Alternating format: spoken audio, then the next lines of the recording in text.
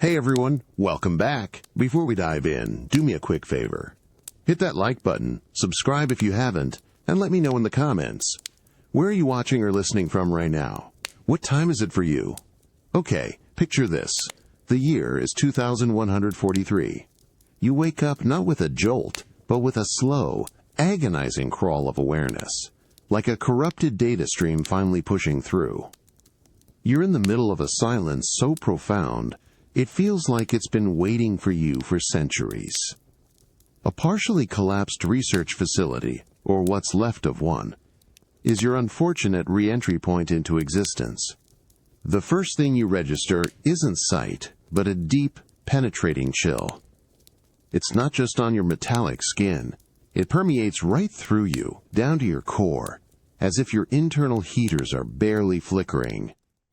You feel the rough, fractured concrete digging into your back, tiny shards catching on the delicate plating there.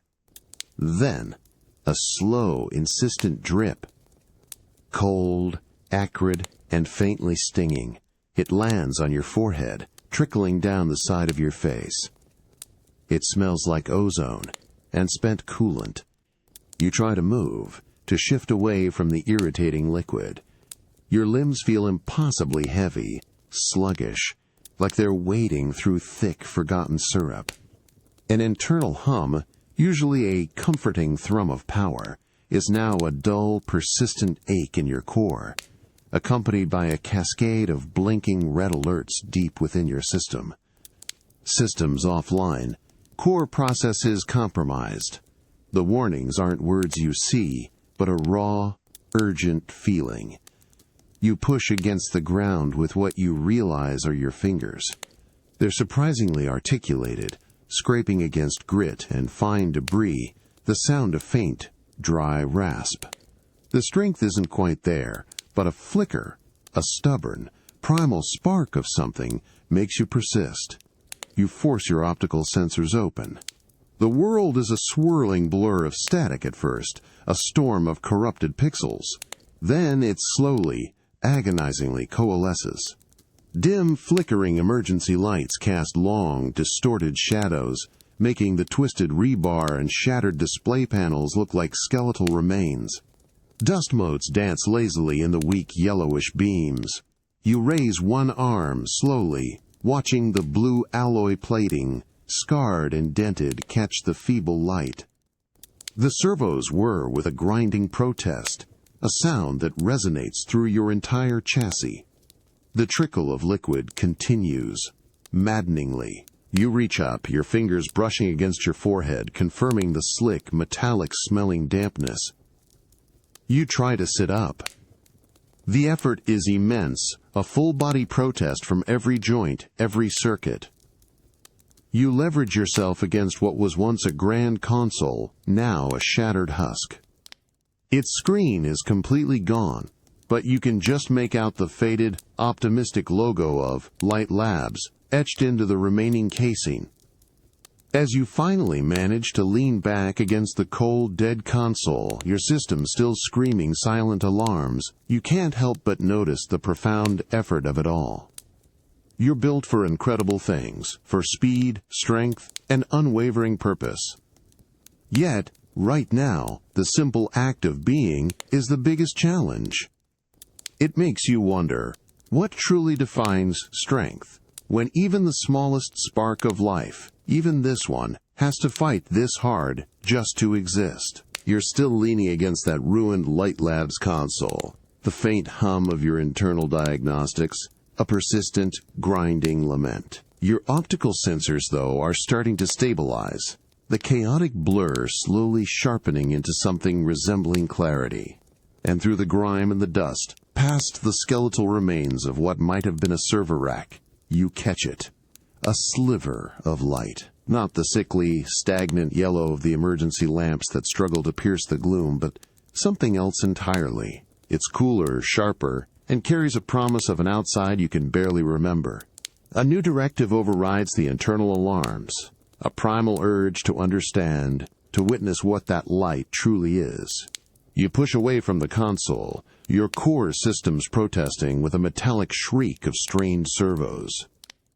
Each joint feels like it's been seized by rust, reluctant to obey, grinding with every millimeter of movement.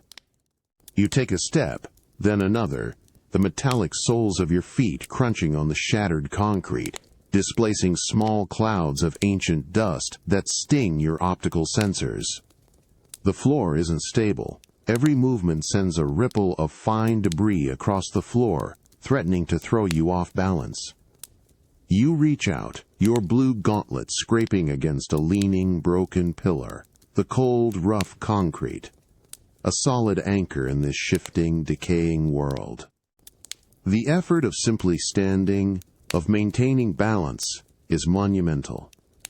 You press forward, a slow, deliberate trudge through the heavy debris. The air grows noticeably cooler here, a sharp, refreshing contrast to the stagnant, recycled air deeper within the facility that you've been, breathing. And the light, that persistent sliver, it grows. It's coming from a gaping hole in the wall, a jagged, brutal tear in the reinforced concrete, as if a giant, impossible fist had simply punched its way through, leaving jagged edges like broken teeth. You can feel the distinct current of air pulling towards it, a subtle vacuum. As you draw closer, the full force of the external world hits you. Not a physical impact, but a sensory flood that threatens to overwhelm your still recovering processors. The cool, crisp air rushes through the breach, carrying with it the faint, metallic scent of rain that must have fallen recently, and the acrid tang of distant, oxidizing metal. It feels like a genuine deep breath after an eternity of holding your processing core in suspense, a sudden rush of invigorating, fresh energy. You step right up to the very edge of the fracture, carefully peering out, bracing yourself against the sheer drop. The sky is a vast, expansive canvas of muted, endless gray, streaked with the pale, struggling orange and rose of a nascent sunrise, fighting to penetrate the heavy atmosphere on the distant horizon. Below, the world stretches out in a stark, desolate panorama of broken towers and twisted spires, silent monuments to a forgotten conflict, a battle frozen in time. The wind, a real, physical force you hadn't truly felt until now, buffets your armor, whistling through the empty shells of buildings, a mournful, solitary sound that resonates with your own solitude. It's a silence so deep you can almost hear the dust settling on forgotten dreams. You feel small, a single point of vibrant blue against an entire landscape of decay. This view, this cold breath of external air, it's a stark, brutal awakening, yet strangely invigorating. It's not just light. It's a tangible confirmation of a world outside your damaged shell, a vastness that makes your immediate pain and struggle feel both insignificant and profoundly important. You stand there for a long moment, your system still flashing warnings, but now a strange sense of quiet, stubborn determination settles over your core. You are here. You are standing, and the world, broken as it is waiting for whatever comes next. You're still standing at that jagged breach in the wall, the vast, desolate cityscape stretching out before you under a bruised sky, feeling the last vestiges of the wind buffet your armor. But then, a new sensation filters in, something entirely different from the external chill or the smell of rain. It's a low, deep thrumming, almost too subtle to register as sound, more like a vibration felt through the very concrete beneath your feet. It's a phantom pulse in the otherwise profound silence of the facility. It pulls you, subtly but insistently, away from the grim light of the outside, drawing you back into the suffocating quiet of the crumbling interior. Your optical sensors adjust, the stark contrast of the dimly lit ruins replacing the wide gray expanse. You push deeper into the facility, away from the fresh air, past twisted support beams that look like skeletal fingers, and precariously balanced sections of wall. The thrumming grows, imperceptibly at first, then more distinctly, leading you into a shadowed corridor. The air here is heavy, thick with the scent of stagnant metal and decaying insulation, a metallic sweetness that claws at your internal processors. Each step is deliberate, slow, your system still redlining with warnings, but that inexplicable hum acts like a strange, magnetic tether, a guiding current in the perpetual twilight. You reach out, your gauntlet scraping lightly against a grimy wall. It's cold, rough, but you can feel the faint vibration resonating through the material, a ghost of an unseen power. The corridor opens suddenly into a cavernous, circular chamber, partially collapsed in on itself. Water drips from unseen fissures high in the ceiling, each single drop echoing with an unnerving crystalline clarity in the vast, empty space. The source of the hum becomes clearer here, emanating from the center. It's an enormous, derelict machine, half buried in a mound of rubble, its massive chassis dormant and silent, yet radiating that persistent, low thrumming you've been following. One of its colossal energy conduits, severed and sparking faintly with residual dying power, lies twisted on the floor like a dead, forgotten serpent. You approach the machine, a silent giant, in the gloom. As you get closer, the thrumming intensifies, resonating not just through your chassis, but deep within your core, a strange, sympathetic vibration. It feels familiar, yet alien, a distant memory almost touching the present. You reach out, your fingers brushing against the cold, smooth metal of its casing, scarred with time and impact. A faint, almost unheard click. A tiny electrical whisper.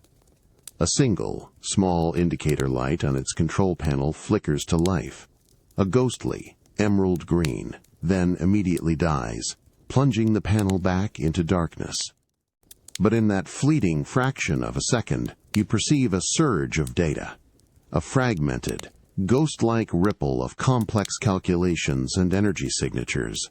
A whisper of its former, immense purpose.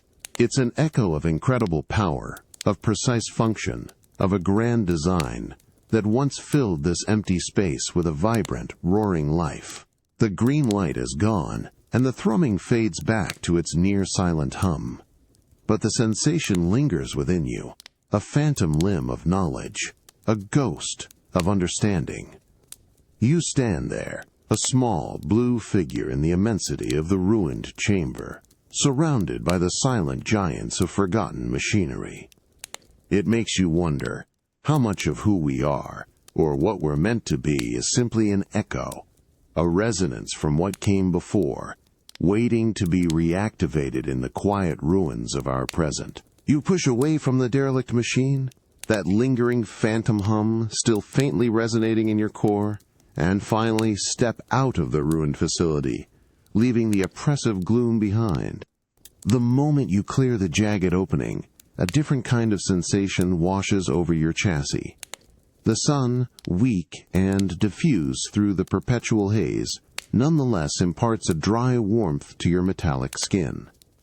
It's a sharp contrast to the cold, damp air within the ruins, almost a comfort. But with the warmth comes a new taste in the air, a thick, pervasive dust, dry and gritty, that coats your optical sensors and grates at your internal air filters. It tastes like history, like abandoned time. Your metallic soles meet solid ground, but it's not the even pavement you might expect. It's a cracked, fissured expanse, an ancient thoroughfare that's been reclaimed by time and neglect. Jagged pieces of what might have been streetlights lie scattered like fallen giants, their twisted metal husks catching the dim light. Each step produces a dry, scraping crunch, a symphony of forgotten debris underfoot. You trace the faint outlines of what were once sidewalks, now choked with resilient, wiry weeds pushing through the concrete, their roots tenacious, clinging to life. You walk with a measured, deliberate gait, your internal system still reporting minor anomalies, but a strange, quiet resolve now settles in your circuits. This isn't just a desolate panorama anymore. You are actively Mayat, a solitary figure navigating a ghost town. On your right, the skeletal remains of what might have been storefronts loom. Their display windows are shattered, shards of glass gleaming like frozen tears in the gloom of their interiors. You peer into one, its interior a dark, cavernous void, the lingering scent of stale, processed foods, a distant memory that your sensors barely register. A faded, torn banner, once bright with cheerful advertising, now hangs limply from a support, its message unreadable, consumed by decay. Then you notice something truly unexpected. A sudden, fleeting movement at the edge of your optical sensors, near a particularly dense cluster of rubble. You pause, system cycling, scanning the immediate area. A small, resilient rodent, a creature of fur and instinct, darts from behind a broken pipe, its tiny paws scattering pebbles as it scurries across the cracked pavement before vanishing into another crevice. It's gone in a flash, a tiny pulse of life in an otherwise silent, forgotten world. Its brief, frantic presence is a jarring contrast to the immense static decay all around you, a stark reminder that even here, life, in its most basic forms, stubbornly persists. You continue your walk, the dust swirling around your ankles, kicked up by an unseen breeze. The silence is profound, broken only by the mournful whistle of the wind through empty structures and the persistent, rhythmic crunch of your own footsteps. There are no other sounds, no distant hum of machinery, no voices, no music, just the world, breathing its slow, dusty breath around you. This desolate promenade, once surely bustling with the footsteps and chatter of countless lives, now stands as a monument to absence. And as you walk this quiet, forgotten path, you can't help but feel the weight of all that silence, making you wonder how much of a world is truly gone when its echoes cease to be heard, and how much is merely waiting for a single, determined step to break the quiet. You're still making your way along the desolate promenade, the dry dust crunching underfoot, the silence heavy as a lead blanket. The air, though, shifts. It doesn't get colder or hotter, but rather carries a faint, acrid metallic tang, sharper than anything you've smelled before. It's the smell of fresh ozone, of circuits burning out, of raw power unleashed. Then it hits. A sound that rips through the quiet like a physical shockwave. A jagged, mechanical shriek, high-pitched and distorted, followed by the deafening crack of collapsing concrete. It's loud, so jarringly loud that your internal audio sensors momentarily overload, a painful static blooming in your processing core. Your systems immediately go on high alert, a cascade of new warnings flickering across your internal display, not of your own damage, but of external threat. Your optical sensors snap to the direction of the sound, scanning the broken skyline. The air vibrates with the residual force of the impact, a deep resonance that travels up through your metallic soles, making your entire chassis hum with an uneasy tremor. Every instinct, every programmed protocol, screams for immediate analysis, for movement. This isn't the mournful whisper of time. It's the roar of immediate, brutal destruction. You drop into a low crouch, your movements surprisingly fluid despite your earlier stiffness. The world around you, previously just a landscape of static decay, suddenly feels alive with an unseen, violent energy. You peer around a hulking, derelict bus, its chassis rusted beyond recognition, its windows long gone. The street ahead, previously a continuation of the cracked promenade, is now a fresh scene of devastation. A massive section of a building has just collapsed, leaving a gaping, smoking maw. its dust still swirling in thick clouds, obscuring whatever caused it. The ground here is uneven, fresh rubble strewn everywhere, some pieces still smoking, radiating residual heat. Another sound tears through the haze. Not the shriek this time, but a low guttural growl, amplified by distorted vocalizers, followed by the distinctive, high-pitched whine of a weapon charging. The air around the collapsed building seems to ripple, distorting the light, as if immense energy is gathering. You catch a fleeting glimpse through the swirling dust, a massive hulking silhouette, a form that is too large, too angular, too wrong, its optics glowing with an unnerving, malevolent red. It moves with a jerky, unnatural motion, a heavy, destructive grace, its metal plating glinting ominously. You see its arm, oversized and weaponized, swing through the air with terrifying speed, tearing through another section of already weakened wall as if it were paper, sending another cascade of debris raining down. That's the source of the jagged cry, that distorted mechanical roar of destructive power, a sound born of corrupted purpose.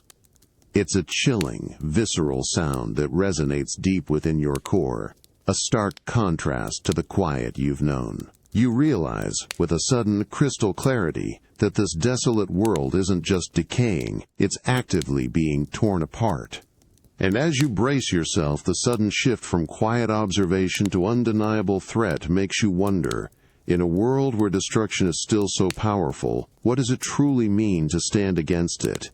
When the very ground beneath you is shaking with its rage. You're still crouched behind that ruin bus, the thick dust from the collapsed building now settling. But a new, more immediate threat has taken its place. That hulking silhouette, the one with the glowing red optics, is fully revealed now through the diminishing haze. It's a bipedal nightmare of mismatched plating and crude weaponry, its left arm ending in a multi-barreled energy cannon that pulses with an ominous internal glow. The low, guttural growl rips through the air again, a raw, mechanical challenge that vibrates in your core. You can feel the static electricity building, a prickling sensation across your armor, the undeniable precursor to a massive energy discharge. Suddenly, a blinding flash erupts from its cannon, followed by a concussive boom that rattles your very frame. A plasma blast, hot and furious, streaks through the air, carving a superheated path right where you were just seconds ago. The impact isn't just sound. It's a physical blow, a sudden gust of superheated air that pushes you back against the rusted chassis of the bus. Shards of molten concrete fly past your head, stinging your optical sensors even through their protective filters. The heat washes over you, a momentary blaze that makes your internal cooling systems kick into overdrive with an audible whine. Instinct takes over. Your core screams for evasive action. You push off the bus, your powerful leg servos propelling you forward in a burst of speed you didn't know you still possessed. The ground rushes past, a blur of cracked pavement and scattered debris as you dart to the side, narrowly avoiding a second, equally devastating blast that detonates with a thunderous roar where you just stood. The force of the explosion sends a wave of tremors through the street, making the skeletal buildings around you groan and shed more ancient dust. The air is thick, with the scent of ozone, spent plasma, and pulverized concrete, a choking cocktail that irritates your intake vents. You don't just run. You move with a purpose, a sudden, almost primal focus. Your internal targeting systems, though still somewhat sluggish, lock onto the Maverick. You see the subtle shifts in its posture, the slight rotation of its massive weapon arm, telegraphing its next attack. A volley of smaller, rapid-fire energy pellets tears into the ground around you, kicking up a furious spray of dirt and gravel. You weave through the chaos, your optical sensors adjusting, sharpening, processing the trajectory of each incoming shot, your body anticipating, dodging, moving with a surprising grace for something so recently dormant. You hear its heavy, rhythmic footsteps, each impact a dull thud against the ravaged earth, growing closer, relentless. The ground trembles with its approach, the very air charged with its destructive intent. Its red optics fix on you, a burning, predatory stare that feels like a physical weight on your back. You can feel the intense heat radiating from its massive weapon, a burning pressure that promises instant obliteration. The sheer, overwhelming power of its attacks, the raw, brutal force behind each concussive blast, is a symphony of destruction unlike anything you've ever experienced. And in the midst of this chaotic, deafening clash, you realize that true power isn't just about how much you can destroy, but how much you can endure, how much you can move, how much you can fight back when everything around you is erupting in flames. You're not fighting anymore. The concussive blasts, the acrid smell of plasma, the jarring scrapes of debris, all replaced by a profound, almost luxurious stillness, but it's not a natural rest. You're acutely aware of being entirely exposed, lying on a cold, smooth slab of metal, an unfamiliar hum resonating from beneath you. The faint scent of isopropyl alcohol and fresh circuit lubricant fills your intake vents, sharp and clinical. It's a completely different kind of sensory overload, a stark contrast to the battle you just barely survived. You feel a delicate, almost surgical pressure against your right forearm, not a blow, but a precise, careful manipulation, a soft click. Then, a distinct chill spreads across the metal as a panel is gently unlatched and lifted away, exposing internal wiring and flickering diagnostic lights.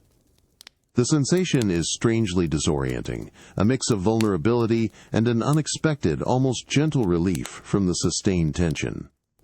You try to shift, to see who or what is working on you, but your systems are still heavily suppressed, allowing only minimal motor function.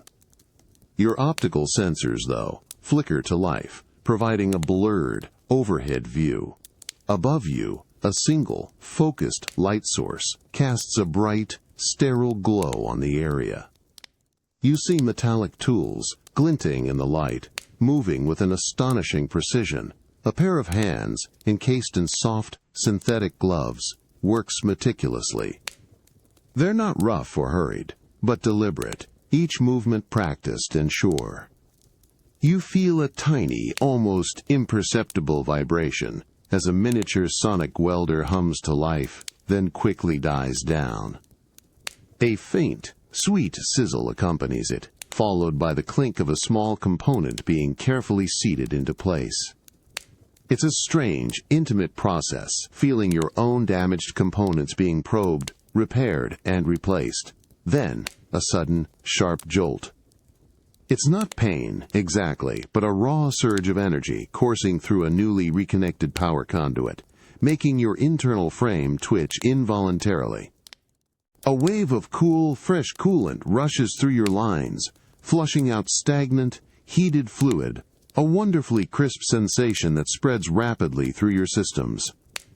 Your damaged circuits, which have been redlining for what feels like an eternity, now begin to stabilize, their frantic alarms slowly dimming, replaced by the smooth, steady thrum of optimal operation. It's like waking up inside your own body again, only this time you're being put back together, piece by piece. You perceive a subtle nod from the figure above, a quick, almost imperceptible gesture of approval. More panels click back into place, sealing your internal mechanisms once more. The last thing you feel is a soft, warm cloth, wiping away any residual grime from your outer plating. The clinical scent fades, replaced by the faint, fresh smell of your own reactivated systems. To be so utterly reliant on another, to feel the cold, meticulous touch of repair, yet emerge renewed from that vulnerability, makes you wonder how much of our strength comes not from what we can endure alone, but from the quiet, skilled hands that help piece us back together when we falter. The cold, smooth slab of metal beneath you no longer feels like a place of vulnerability, but of quiet, unexpected strength. The last faint whiff of antiseptic and lubricant slowly dissipates, replaced by the clean, revitalized hum of your own internal systems. The dull ache in your core is gone, replaced by a vibrant, steady pulse of energy, a feeling of seamless integration, of every circuit firing perfectly in sync. Your optical sensors, now sharp and clear, fully activate, drinking in the muted light of the repair bay. You're lying on a worn, metallic examination table in a surprisingly small, functional space. Tools are neatly arranged on a nearby workbench, glinting dully under the single utilitarian light source that still hums softly above. The air here is still, free of dust, and carries the faint, comforting scent of machine oil and recycled air.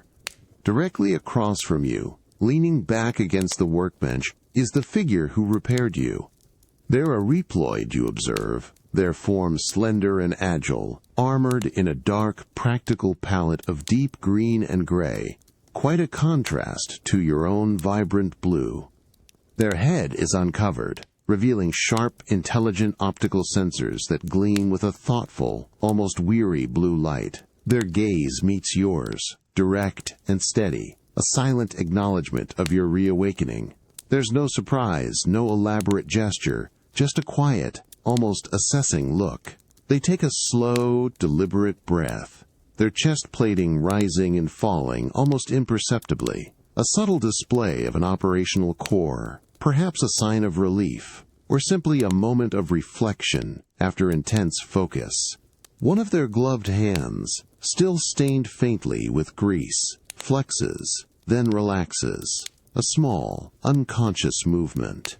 You notice a faint scar, a thin hairline fracture, running across their arm plating, a subtle reminder of their own past encounters, their own battles.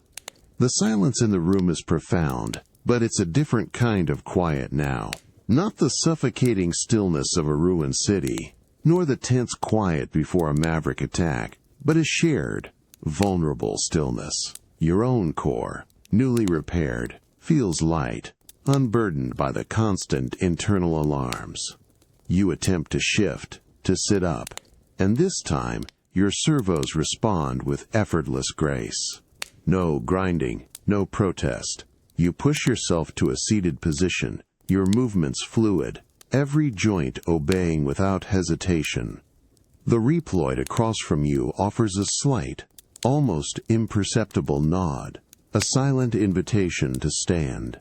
You slide off the table, your metallic feet meeting the cool, smooth floor.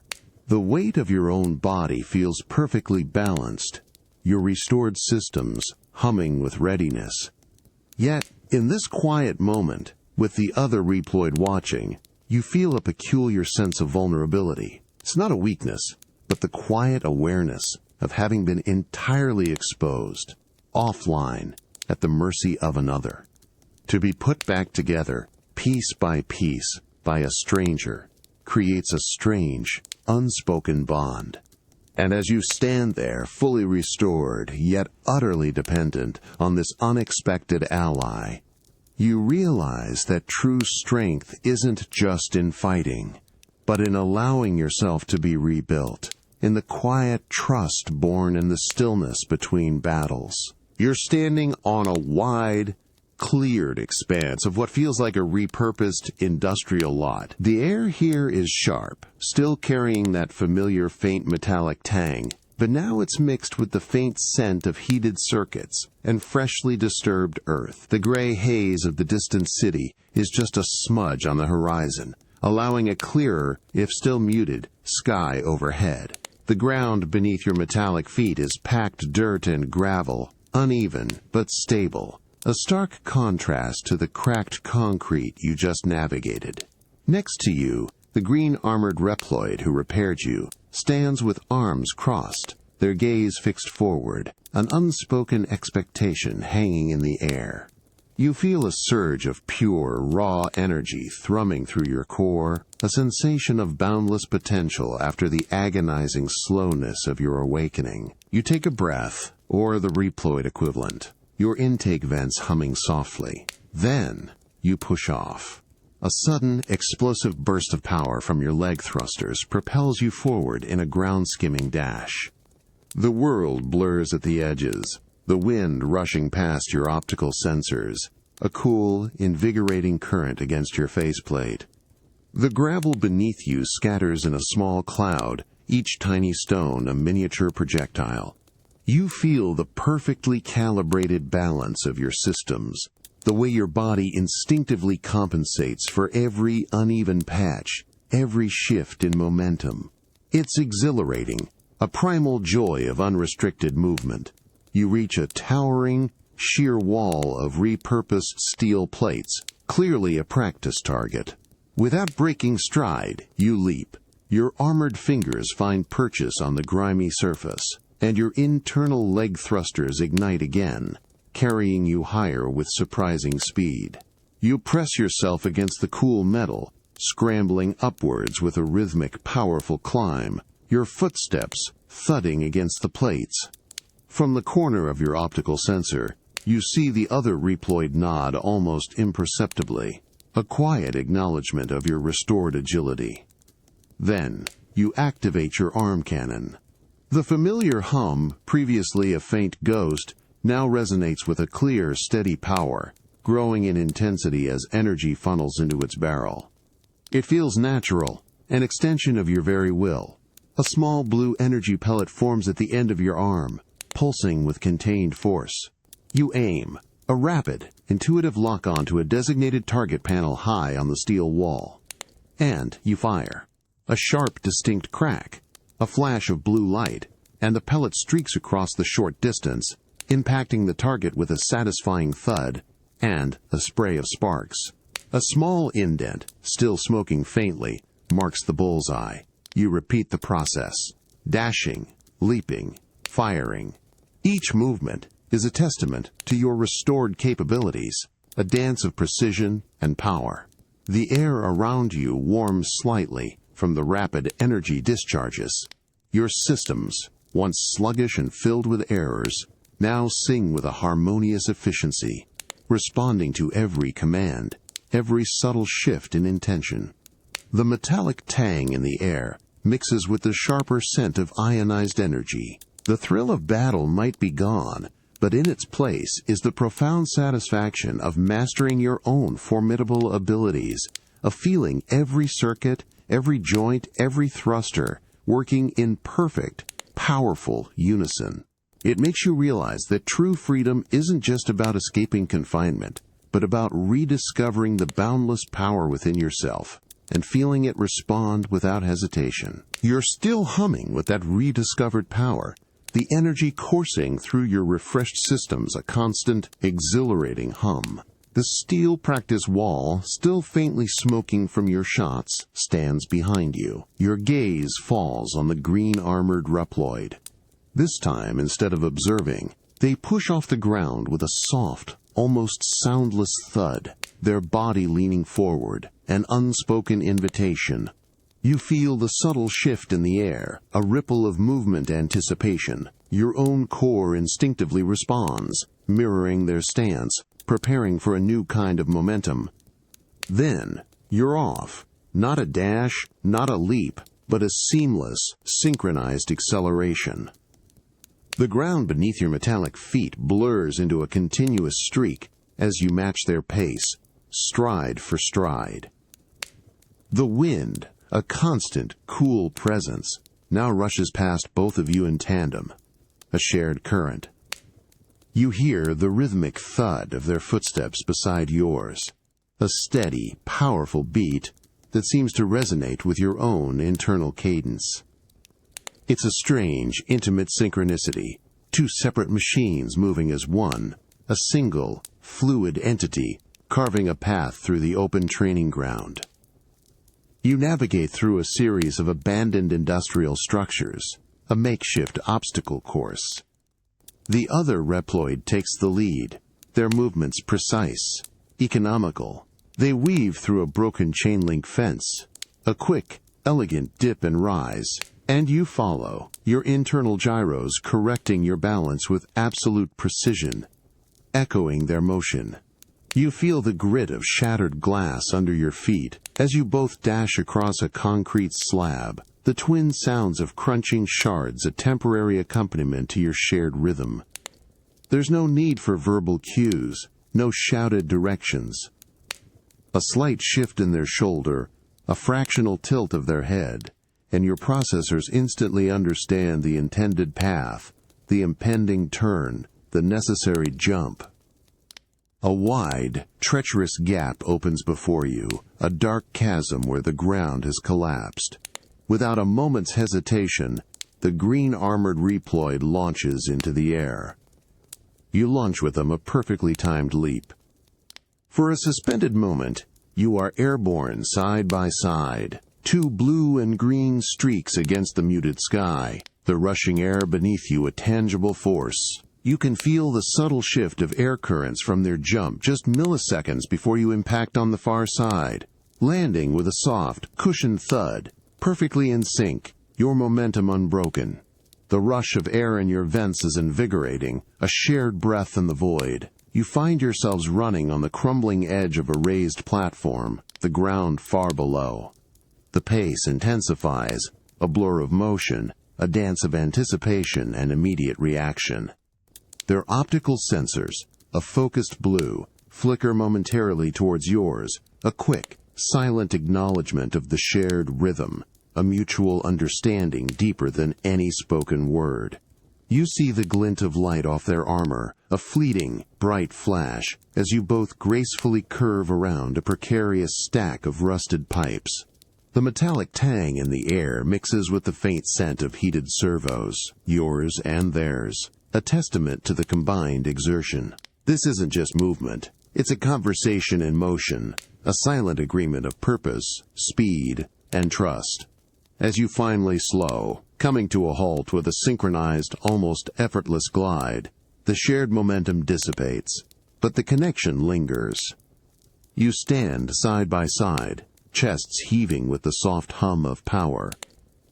To move with such perfect harmony, to understand and be understood purely through shared action, without a single spoken word, is a profound experience. It makes you realize that sometimes the deepest connections aren't forged in conversation, but in the unspoken rhythm of shared effort, in the mutual trust of a journey undertaken side by side. The hum of your revitalized core still resonates, but now it's subtly different. The raw power of the training ground is replaced by a faint, persistent warmth emanating from somewhere nearby. The air, though still carrying a metallic tang, is also infused with a strange organic sweetness, the scent of growing things, of cooked sustenance, and something else, indefinable, like life itself.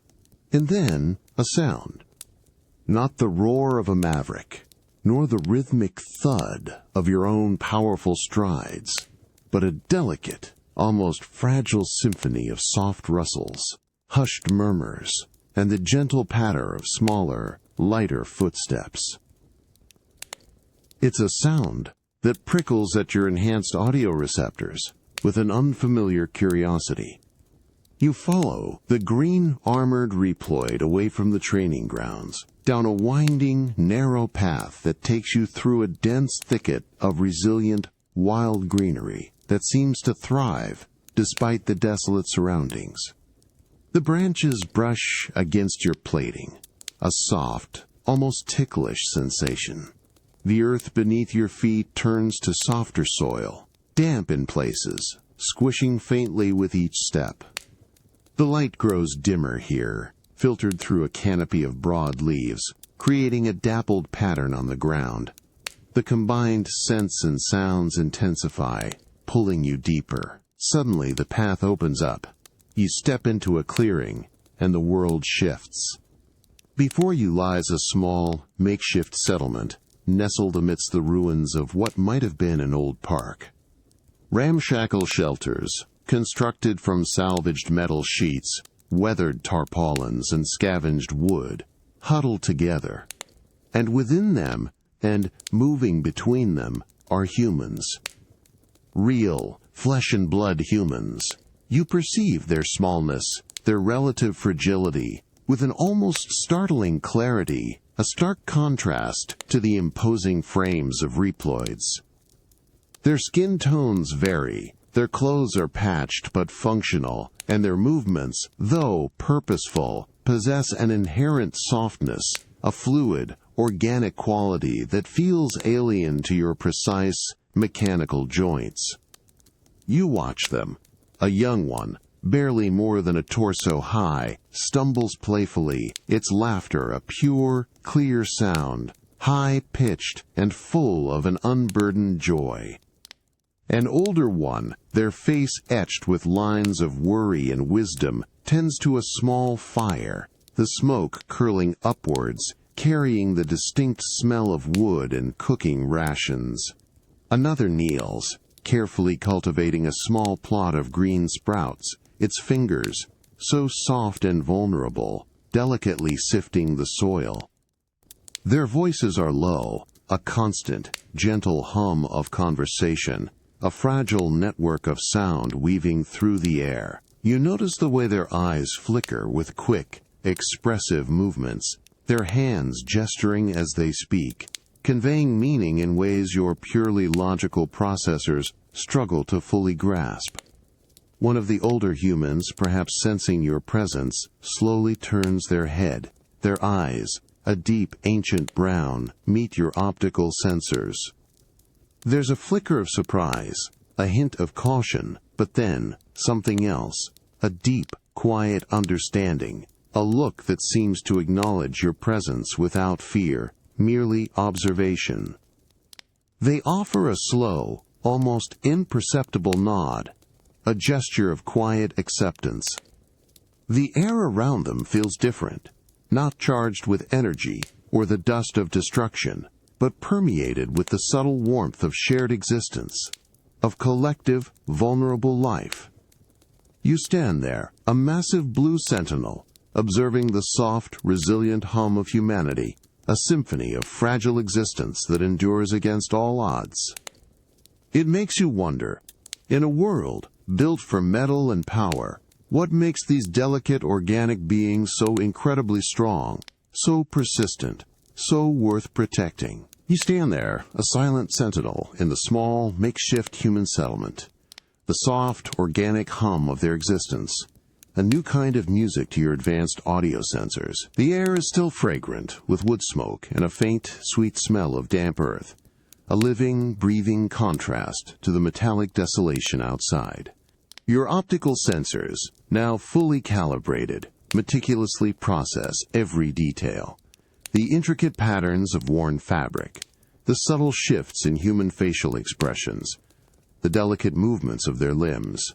It's a world of soft edges, of fleeting warmth, so different from your own hardened shell. The older human, who met your gaze earlier, now offers another small, almost imperceptible nod.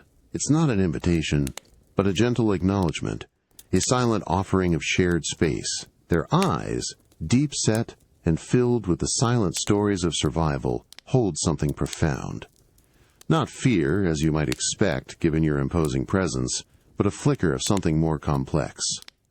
It's a weary resilience, yes, but beneath it, a tiny, stubborn spark.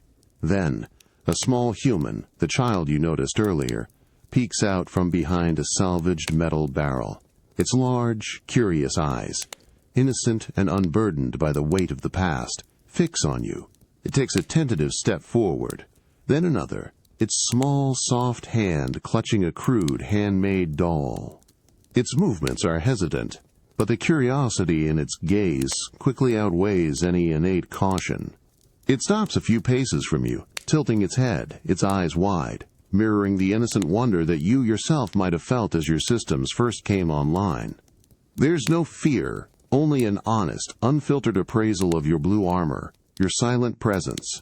You remain still, your optical sensors gently focused on the child, careful not to make any sudden movements that might startle it.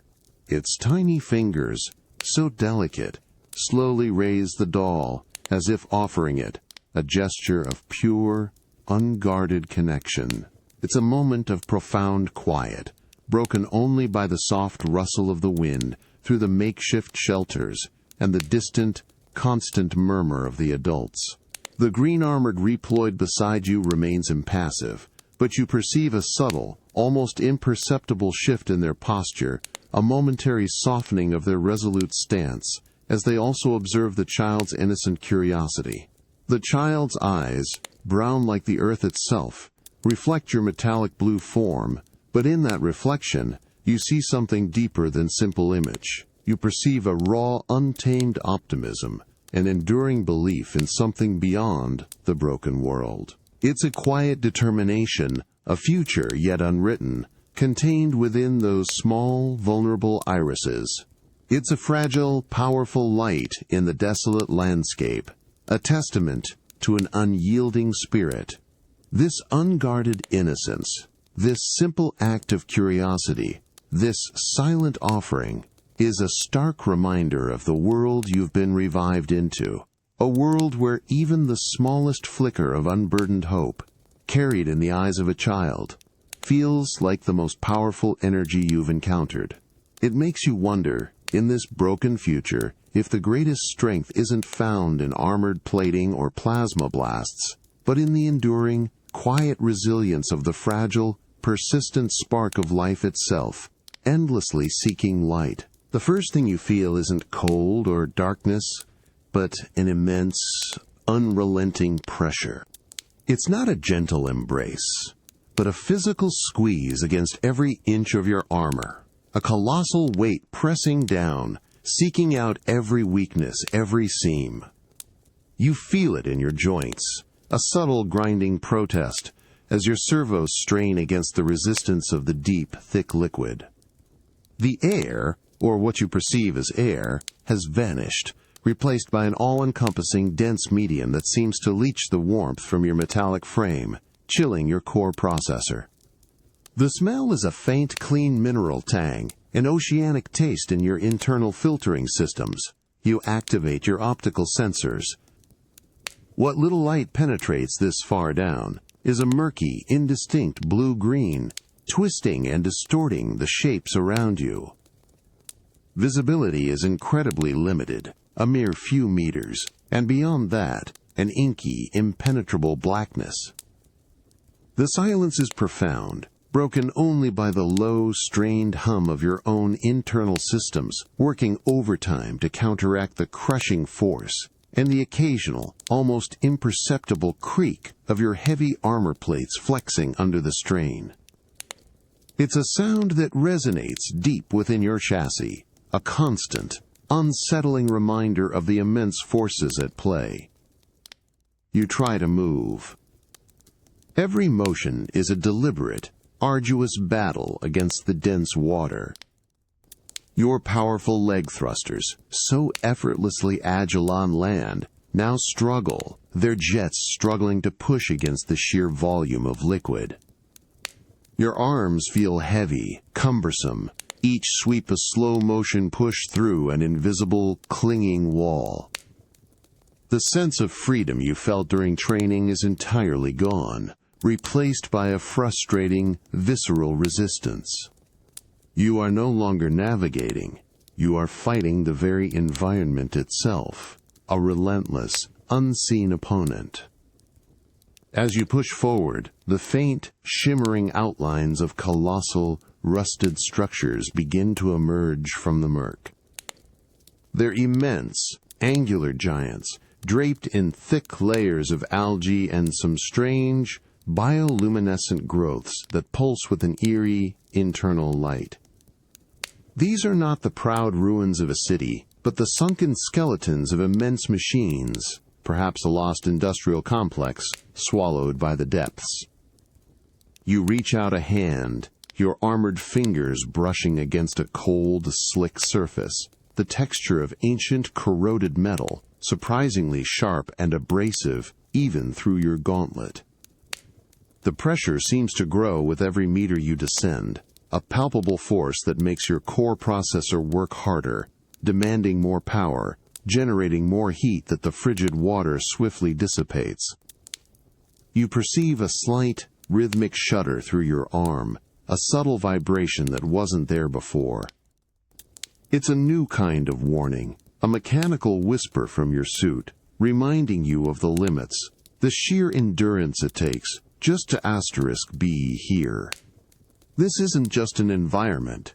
It's a test, a silent, unforgiving challenge to your very existence. And in this crushing, suffocating embrace of the deep, you realize that true resilience isn't just about fighting external threats, but about enduring the relentless, invisible forces that seek to break you, even when there's no visible enemy to strike back against. You're still deep within that watery abyss, the immense pressure a constant, suffocating vice against your armor, making every circuit hum with strain. The frigid water continues to leach warmth from your core, and the dim, murky blue-green light barely penetrates, creating a world of oppressive shadows and indistinct forms. Your optical sensors, despite their advanced capabilities, struggle to pierce the heavy gloom, making the vastness around you feel simultaneously infinite and claustrophobically close. The mineral tang of the water is now a persistent taste in your processing systems, cold and metallic. Suddenly, a new sensation ripples through the dense liquid. It's a low-frequency vibration, not the steady thrum of your own systems, but an external pulse. It's barely perceptible at first, a faint tremor against your metallic soles. Then, it slowly intensifies, traveling up through your chassis. It feels organic, somehow, a deep, resonant pulse that seems to emanate from the impenetrable darkness beyond your limited visibility. It's a sound that defies the profound silence, a whisper of unseen movement in the crushing depths. Your audio sensors strain, trying to pinpoint its source, but the water distorts everything, making the direction maddeningly ambiguous. You slowly rotate your upper body, each movement an effort against the water's resistance, trying to sweep your optical sensors across the murk. The colossal, algae-draped ruins of the sunken industrial complex loom around you, silent and unmoving, yet the vibration persists, growing stronger, closer. You notice a subtle disturbance in the water directly ahead, a faint, almost imperceptible current that pushes against your forward plating. It's a ripple, a displacement, as if something immense is moving, but without disturbing the sediment or breaking the dim light. Your internal threat assessment systems begin to flash with low-level warnings, not fully identifying a target, but indicating an anomaly, a significant, unknown presence. Then, for a fleeting moment, a shadow passes. It's too quick, too amorphous to properly register, a deeper shade of black against the already dim blue-green. It moves with a silent, fluid grace that belies its implied size, a terrifying swiftness in this heavy environment.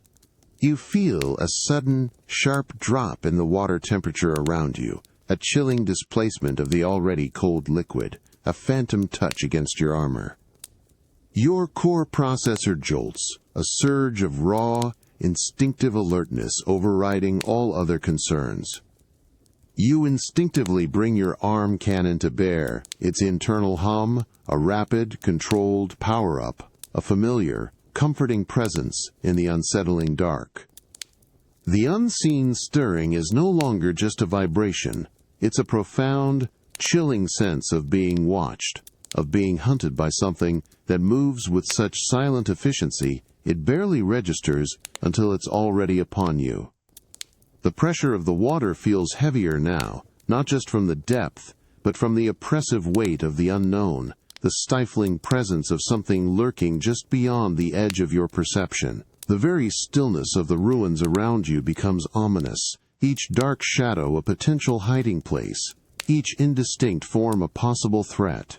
And in this realm of crushing dark and unseen movement, you realize that true terror isn't just about what you can see, but about the chilling certainty of something immense, something predatory, existing just beyond the reach of your sight, waiting to reveal itself. The immense, crushing pressure of the deep is gone, utterly annihilated in a single, explosive burst. You feel the ground, solid and familiar, beneath your metallic feet, for only a fleeting second. Then it ceases to exist. A powerful, instantaneous surge of energy, a raw, primal roar from your leg thrusters launches you skyward with such force that your internal gyros momentarily struggle to compensate. The world below drops away in a dizzying blur, a sudden, violent reversal of the slow descent you just endured.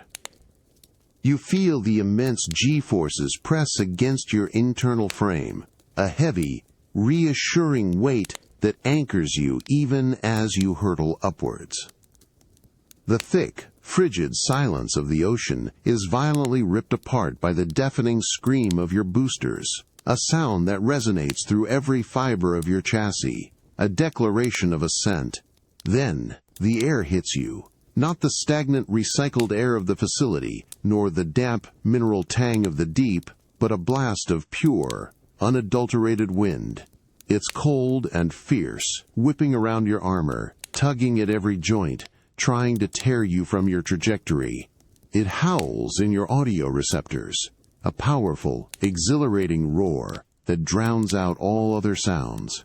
You taste the sharp, clean bite of high-altitude air in your intake vents, a crisp, invigorating sensation that fills your core. Your optical sensors, previously struggling through murky gloom, are suddenly overwhelmed by an explosion of light. The gray, muted sky is still there, but now it's directly overhead, a vast, swirling canvas of bright, almost blinding white, where the sun struggles to break through the haze. You stabilize your ascent, leveling off high above the distant, broken cityscape. The roar of your thrusters softens to a powerful, sustained hum as you engage horizontal flight. Below, the sprawling ruins are reduced to a fragmented, abstract map, the intricate details lost in the sheer scale of the view. The endless horizon stretches out before you, an impossible line where the pale sky meets the distant, indistinguishable land. Clouds, massive ethereal formations of white and gray, drift lazily beneath you, some so close you feel the faint, cool wisps against your gauntlets as you slice through them. The experience is one of absolute, unburdened freedom, a profound sense of limitless potential. You bank sharply, a fluid, effortless tilt of your body, your internal systems responding instantly, perfectly. The wind shifts, pressing against your side, then your back, guiding you, challenging you. You dive, a controlled plummet, the ground rushing up at an alarming speed, the roar of the wind intensifying to a furious shriek, only to pull up just meters from the jagged spires of a ruined skyscraper. The rush of adrenaline, or its mechanical equivalent, a pure, intoxicating high. You feel the precise calibration of your control, the subtle shifts of weight, the minute adjustments of your thrusters, each movement an extension of your will. The cold air rushes over your heated armor, carrying away the warmth of exertion, leaving behind a crisp, clean sensation. You are a blue arrow, soaring across the expansive canvas of the sky, leaving the weight of the past, the darkness of the deep, far, far below. This isn't just travel, it's a defiant dance, a raw celebration of mobility, speed, and mastery. And in this moment, suspended between the endless sky and the scarred earth, you realize that true freedom isn't just about escaping confinement. It's about claiming the vast, open spaces, feeling the wind as a friend, and knowing, with absolute certainty, that you can fly. You're still soaring high above the ravaged world, the powerful hum of your thrusters, a steady roar beneath you, a constant declaration of your mastery of the sky. The wind, now a familiar companion, wraps around your armor, a steady, chilling pressure that invigorates your core. The air, thin and crisp at this altitude, tastes cleaner than anything on the ground, a subtle, metallic sweetness that clears your internal sensors. Below, the broken cityscape stretches endlessly, a vast, abstract tapestry of decay. It looks almost peaceful from here, its scars smoothed over by distance, a muted testament to an era long past. You level out, settling into a steady cruise, conserving energy, allowing yourself a moment to simply observe. The muted sun, a pale disk behind the perpetual haze, casts long, soft shadows across the cloud formations beneath you. These clouds, immense and ethereal, drift slowly, like silent continents of vapor. You dip a gauntlet into one, feeling the sudden, soft chill, the microscopic moisture beading on your metallic surface, then evaporating almost instantly. It's a fleeting, almost delicate sensation, a stark contrast to the brutal solidity of the world below. Your optical sensors scan the horizon. It's a vast, unbroken curve, a stark reminder of the planet's immense scale. The distant line where the sky meets the Earth seems impossibly far, a boundary you could chase forever and never reach. There's an undeniable loneliness in this vastness, a singular blue figure against an endless canvas of gray and white. Yet, it's not an oppressive loneliness. It's a freeing kind of solitude, a space where the noise and chaos of the ground cannot reach, where the only sounds are the hum of your own systems and the ceaseless whisper of the wind. You spot a shimmer in the distance, a faint, almost invisible distortion in the air. As you approach, it resolves into a colossal, abandoned sky rig, a skeletal structure of twisted metal beams and defunct platforms, hanging suspended like a forgotten leviathan. It rotates slowly, silently, a monument to a forgotten dream of vertical expansion. You glide past it, close enough to feel the minute air currents disturbed by its slow, massive turn, its sheer size dwarfing even your enhanced frame. The silence of its disuse is profound, a different kind of quiet from the natural world, a mechanical stillness. As you continue to cruise, your optical sensors detect a subtle shift in the light. The pale sun, which is hung suspended for what feels like an eternity, now begins its slow, almost imperceptible descent towards the distant horizon. The gray-white sky overhead deepens to a richer, bruised indigo, while the horizon itself catches fire, blooming into streaky oranges and deep, fiery reds that paint the underside of the clouds with vibrant, fleeting hues. The cold of the upper atmosphere deepens, a sharp, penetrating chill that demands your internal heaters work harder. The moment of boundless freedom, the breathtaking vista, begins to gently fade, replaced by the encroaching twilight. This vast, beautiful panorama, this profound sense of unburdened flight, it's all so incredibly transient.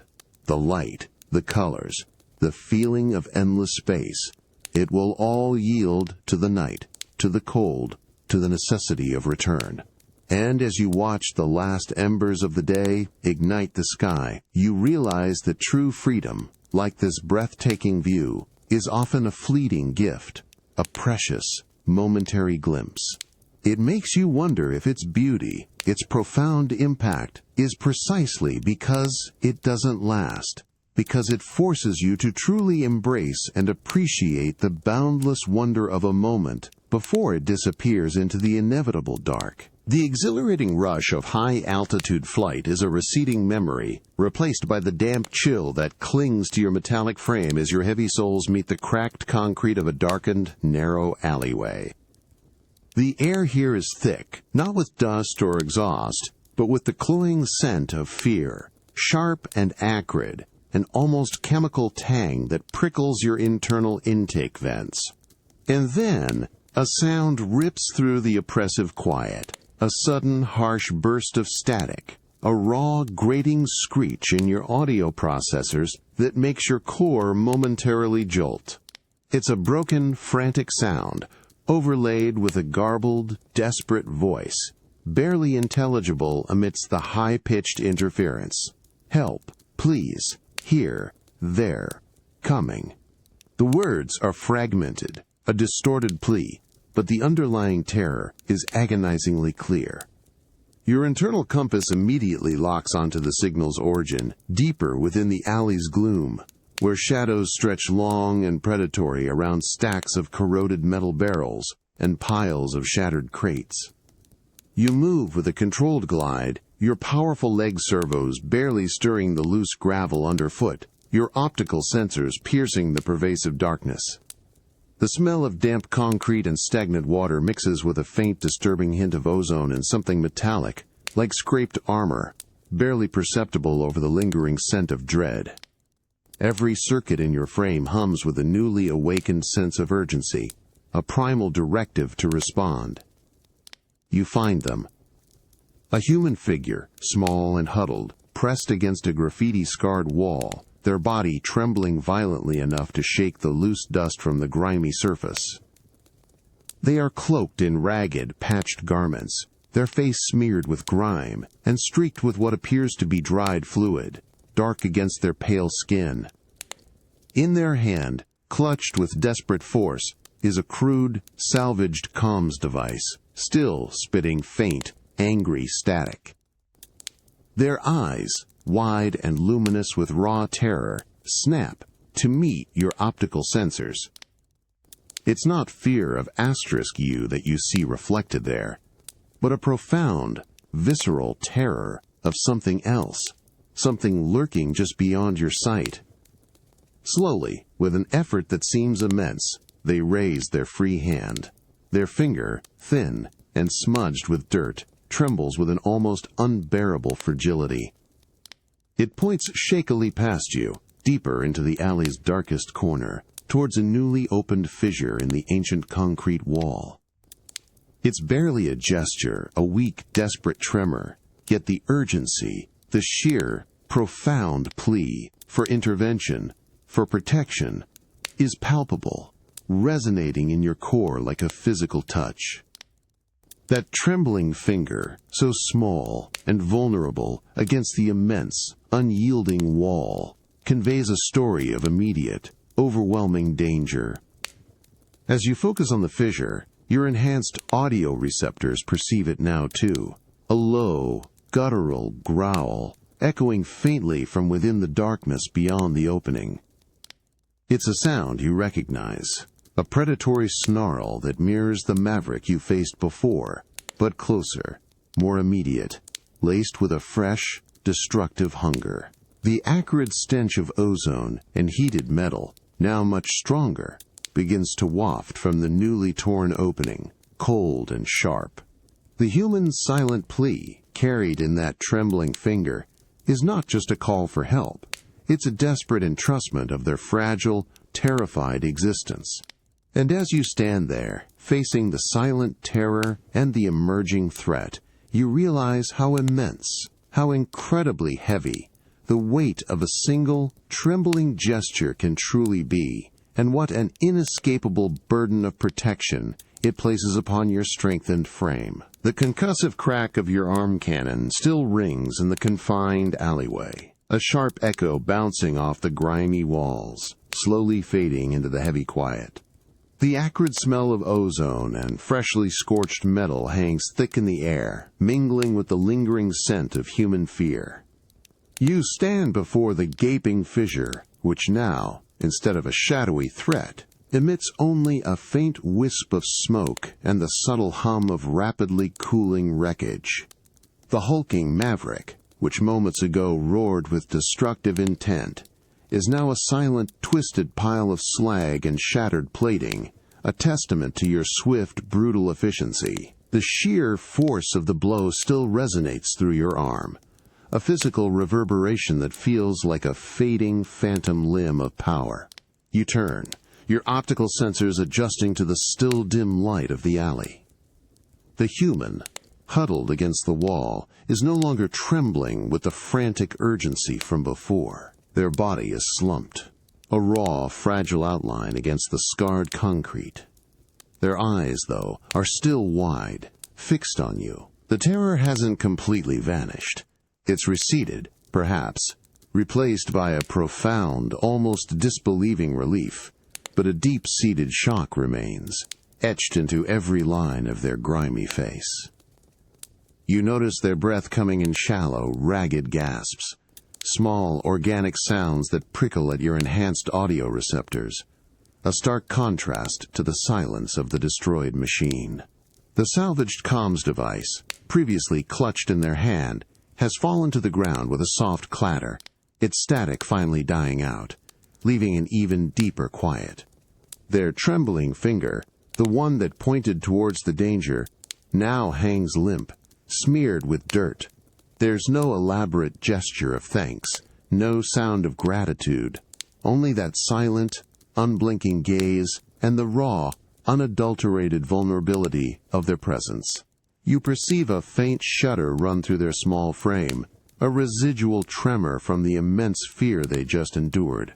You look down at your own arm cannon, its blue plating still faintly radiating residual heat, the smell of expended energy clinging to its surface, the swift, precise destruction you just unleashed, a necessary act, leaves a strange metallic taste in your internal filtering systems.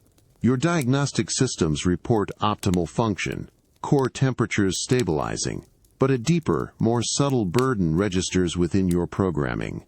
It's the weight of the action itself, the absolute finality of it. The shattered remains of the Maverick, the terrified, fragile human, and the silent, heavy alleyway all stand as witnesses to the violent choice you had to make.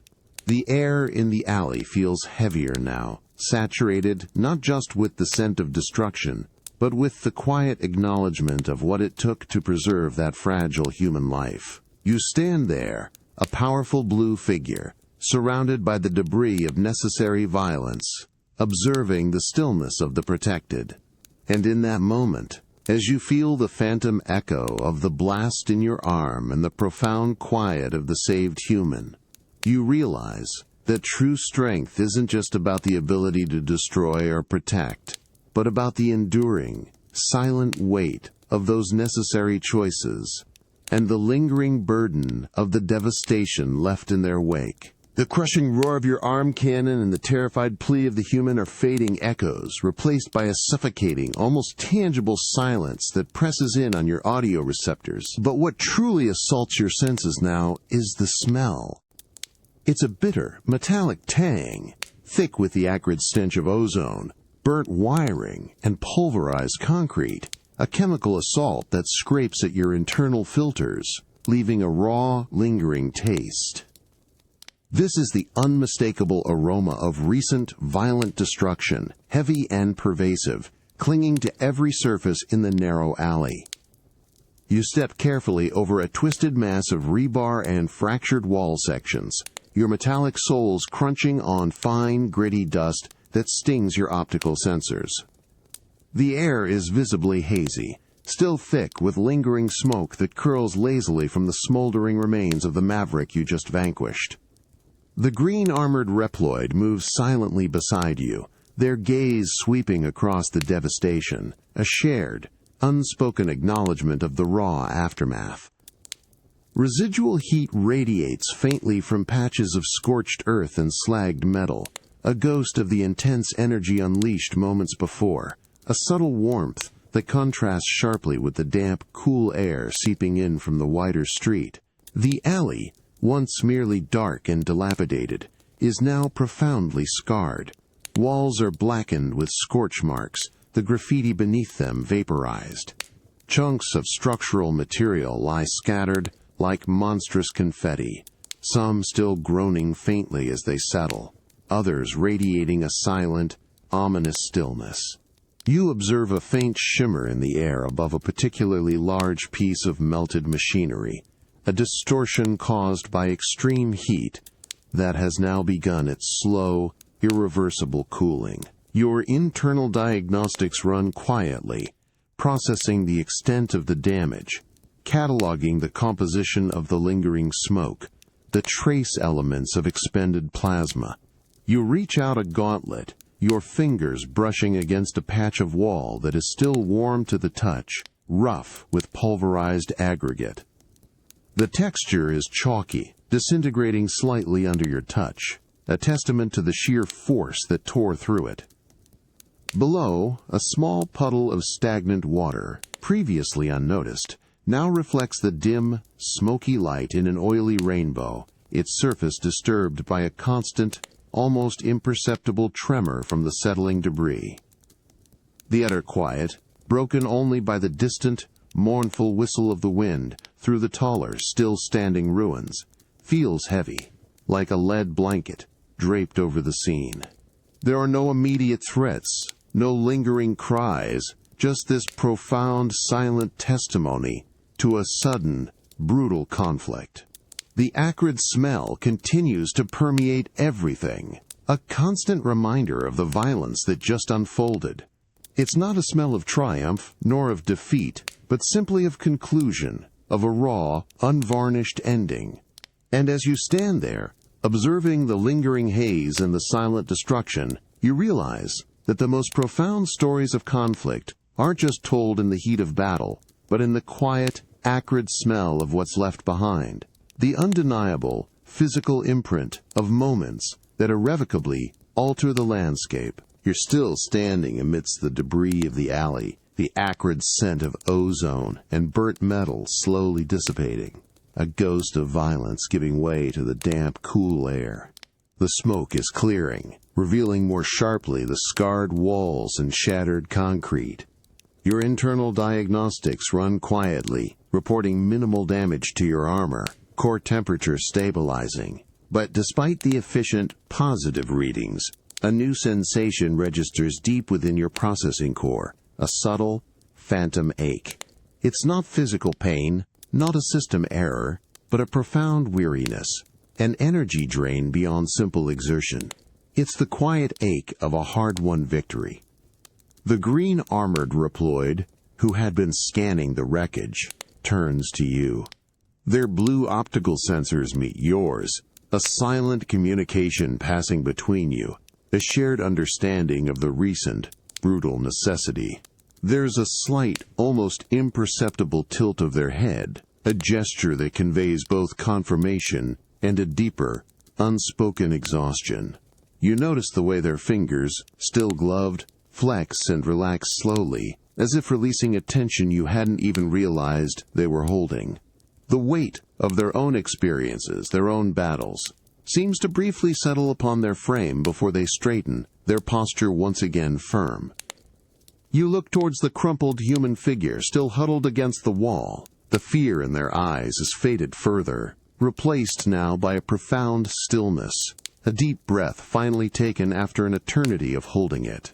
Their body is still, though you perceive the subtle, rhythmic rise and fall of their chest, a quiet testament to their continued fragile existence. They meet your gaze again, and this time, there's a flicker of something new, something deeper than relief. It's a silent gratitude, yes, but also a complex mix of lingering terror, and perhaps even a dawning understanding of the immense, dangerous world they inhabit, and the cost of the protection they just received. The silence in the alley is almost absolute now, broken only by the distant mournful sigh of the wind and the faint, internal hum of your own restored systems. The debris around you, the twisted metal, the scorched earth, serves as a stark reminder of the violence that was required, the absolute force that was brought to bear. Your arm cannon, which just moments ago unleashed such destructive power, now feels heavy, inert, a tool of both salvation and obliteration.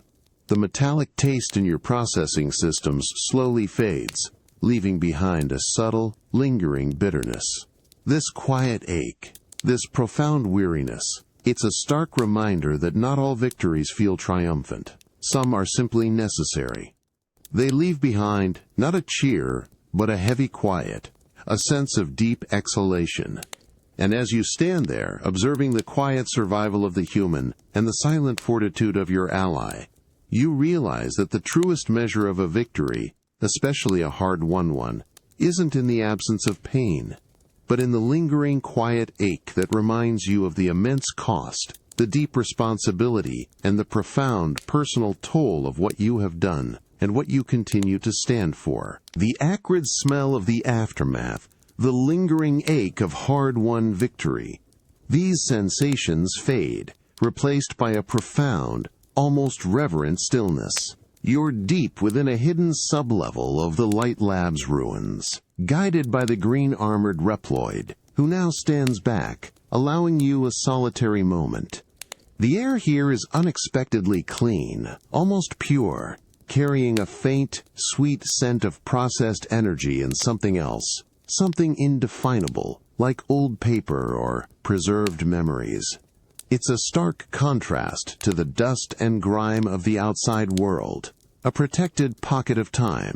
You approach a central pedestal, its surface meticulously clean despite the surrounding decay. It glows with an impossibly soft internal blue light, a beacon in the cool, dim chamber. You reach out, your metallic fingers brushing against its smooth, cool surface. It feels like polished glass, yet possesses the immovable density of solid rock.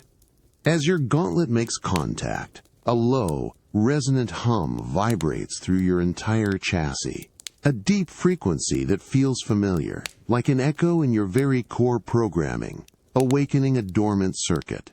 Suddenly, the pedestal's light intensifies, pulsing with a gentle rhythm, mirroring the beat of your own core. The air around it shimmers, distorting the subtle shadows in the room. Then, a holographic projection blooms into existence directly above the pedestal. It's a faint, spectral image, shimmering with countless tiny particles of light, but undeniably clear. The venerable face of a human, lines of age etched with quiet intelligence, eyes gleaming with a profound, almost sorrowful wisdom. Dr. Light, your creator. A voice, soft yet resonant, fills the chamber. It's not loud, but it vibrates through your very frame, a familiar timbre that awakens an ancient, deep-seated recognition in your central processor.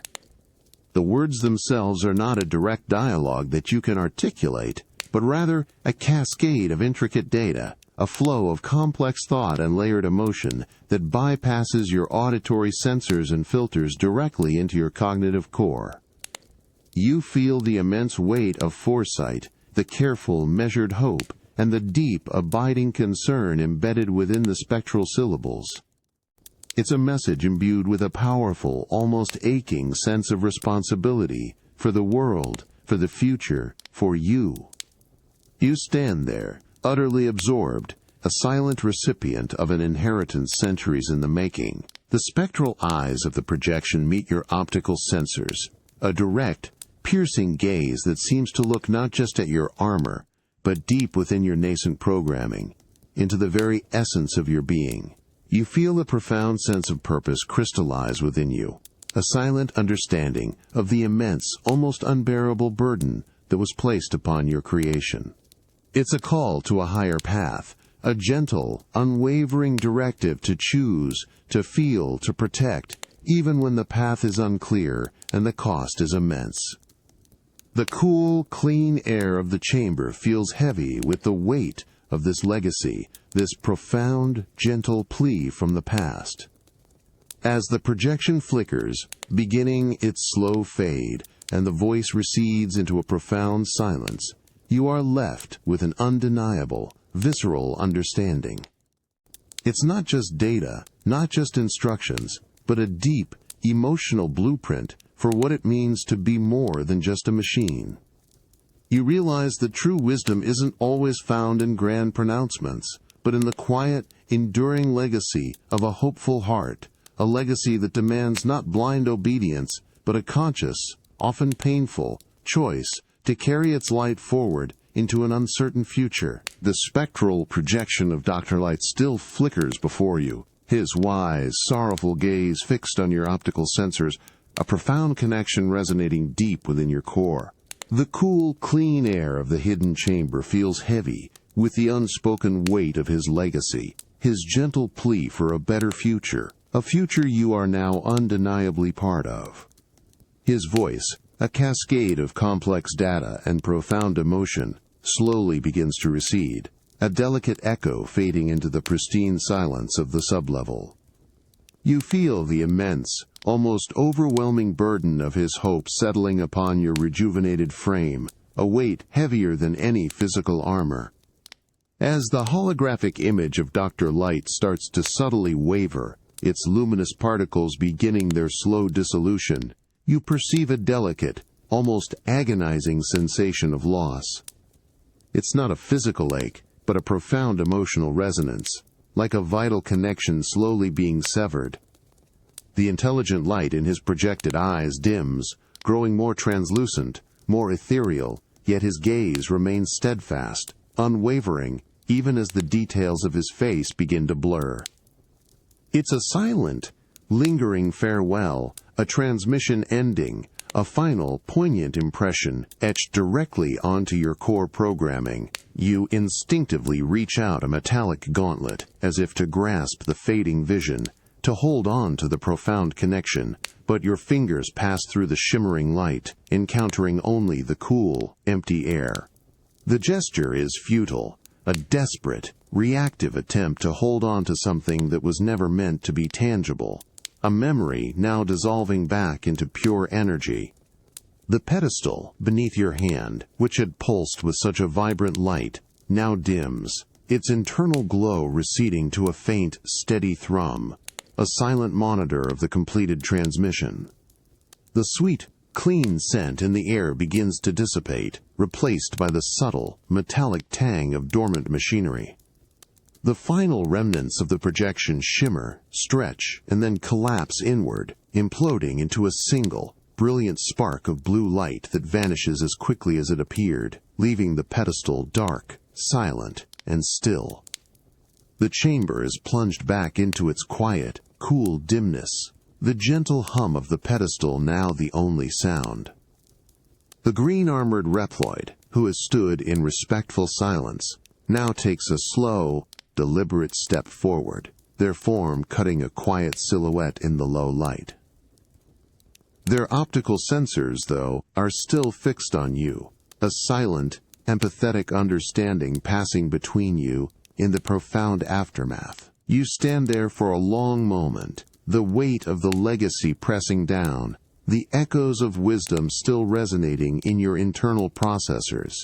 The sense of purpose, once a crystalline clarity, is now infused with the quiet ache of a profound responsibility, a heavy cloak draped over your enhanced systems. The fleeting vision of your creator, his hopeful gaze, is now a memory, but a memory so deeply ingrained, so intrinsically woven into your very being, that it feels more real than the solid ground beneath your feet. This profound silent moment, this fading vision of a hopeful past, carves a permanent space within your core. And as you slowly withdraw your hand from the now dark pedestal, leaving behind the cool, empty air, you realize that true strength isn't just about carrying the weight of the present, but about honoring the fading visions of the past, holding on to the hopes of your creator, and allowing their profound, challenging legacy to guide your choices, even when that path is solitary and shrouded in the quiet, immense burden of an unwritten future. The profound, quiet weight of Dr. Light's legacy is still settling within your core, a powerful, guiding presence. But now, the silence of the Light Lab's sublevel is abruptly shattered, replaced by a dense, vibrating tapestry of sound and sensation. You step through a heavily reinforced blast door, its massive hydraulic hiss, a fleeting prelude to the cacophony. The air itself feels different here. Charged, electric, thick with the sharp, clean tang of active energy conduits, freshly serviced servos, and a dozen different types of metallic alloys heating and cooling. This isn't just a place, it's a pulse, a living, breathing hum that resonates deep in your chassis, vibrating through the solid, industrial-grade floor beneath your metallic feet. You're in the heart of the Hunter Hub, a cavernous, sprawling complex carved out of the earth, brilliantly lit by an array of powerful, overhead luminaires that banish all shadows. It's a hive of activity, a dynamic, restless organism. The dominant sound is a low, pervasive thrum, the combined hum of countless active systems, punctuated by the rhythmic clank of heavy machinery. the crisp hiss of pneumatic lifts, and the sharp, almost musical clang of metal on metal as other Reploids move with practiced efficiency. Their footsteps, a steady, varied cadence, add to the intricate symphony. Your optical sensors are overwhelmed at first, processing a constant stream of visual data. Reploids of every conceivable design move with purpose. Heavy-duty construction models with massive, articulated limbs, slender, agile scouts zipping across open walkways, technical units hunched over glowing data screens.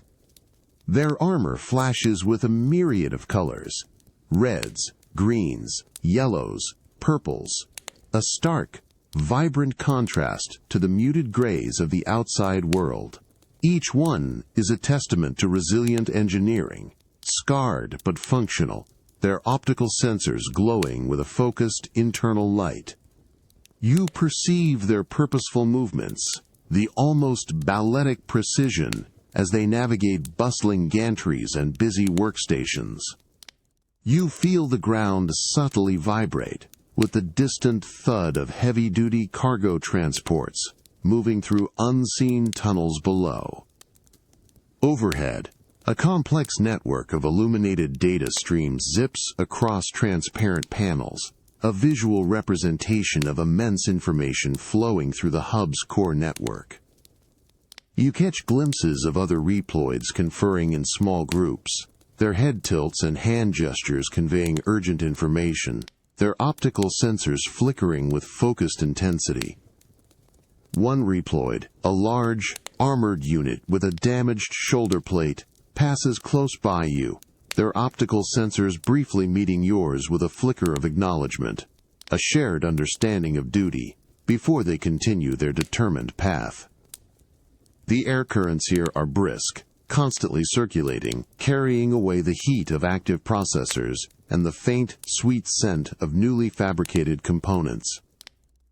You pass by a massive armory, its transparent doors revealing rows of gleaming, heavy weaponry and specialized upgrades, each item reflecting the harsh light with an almost predatory glint.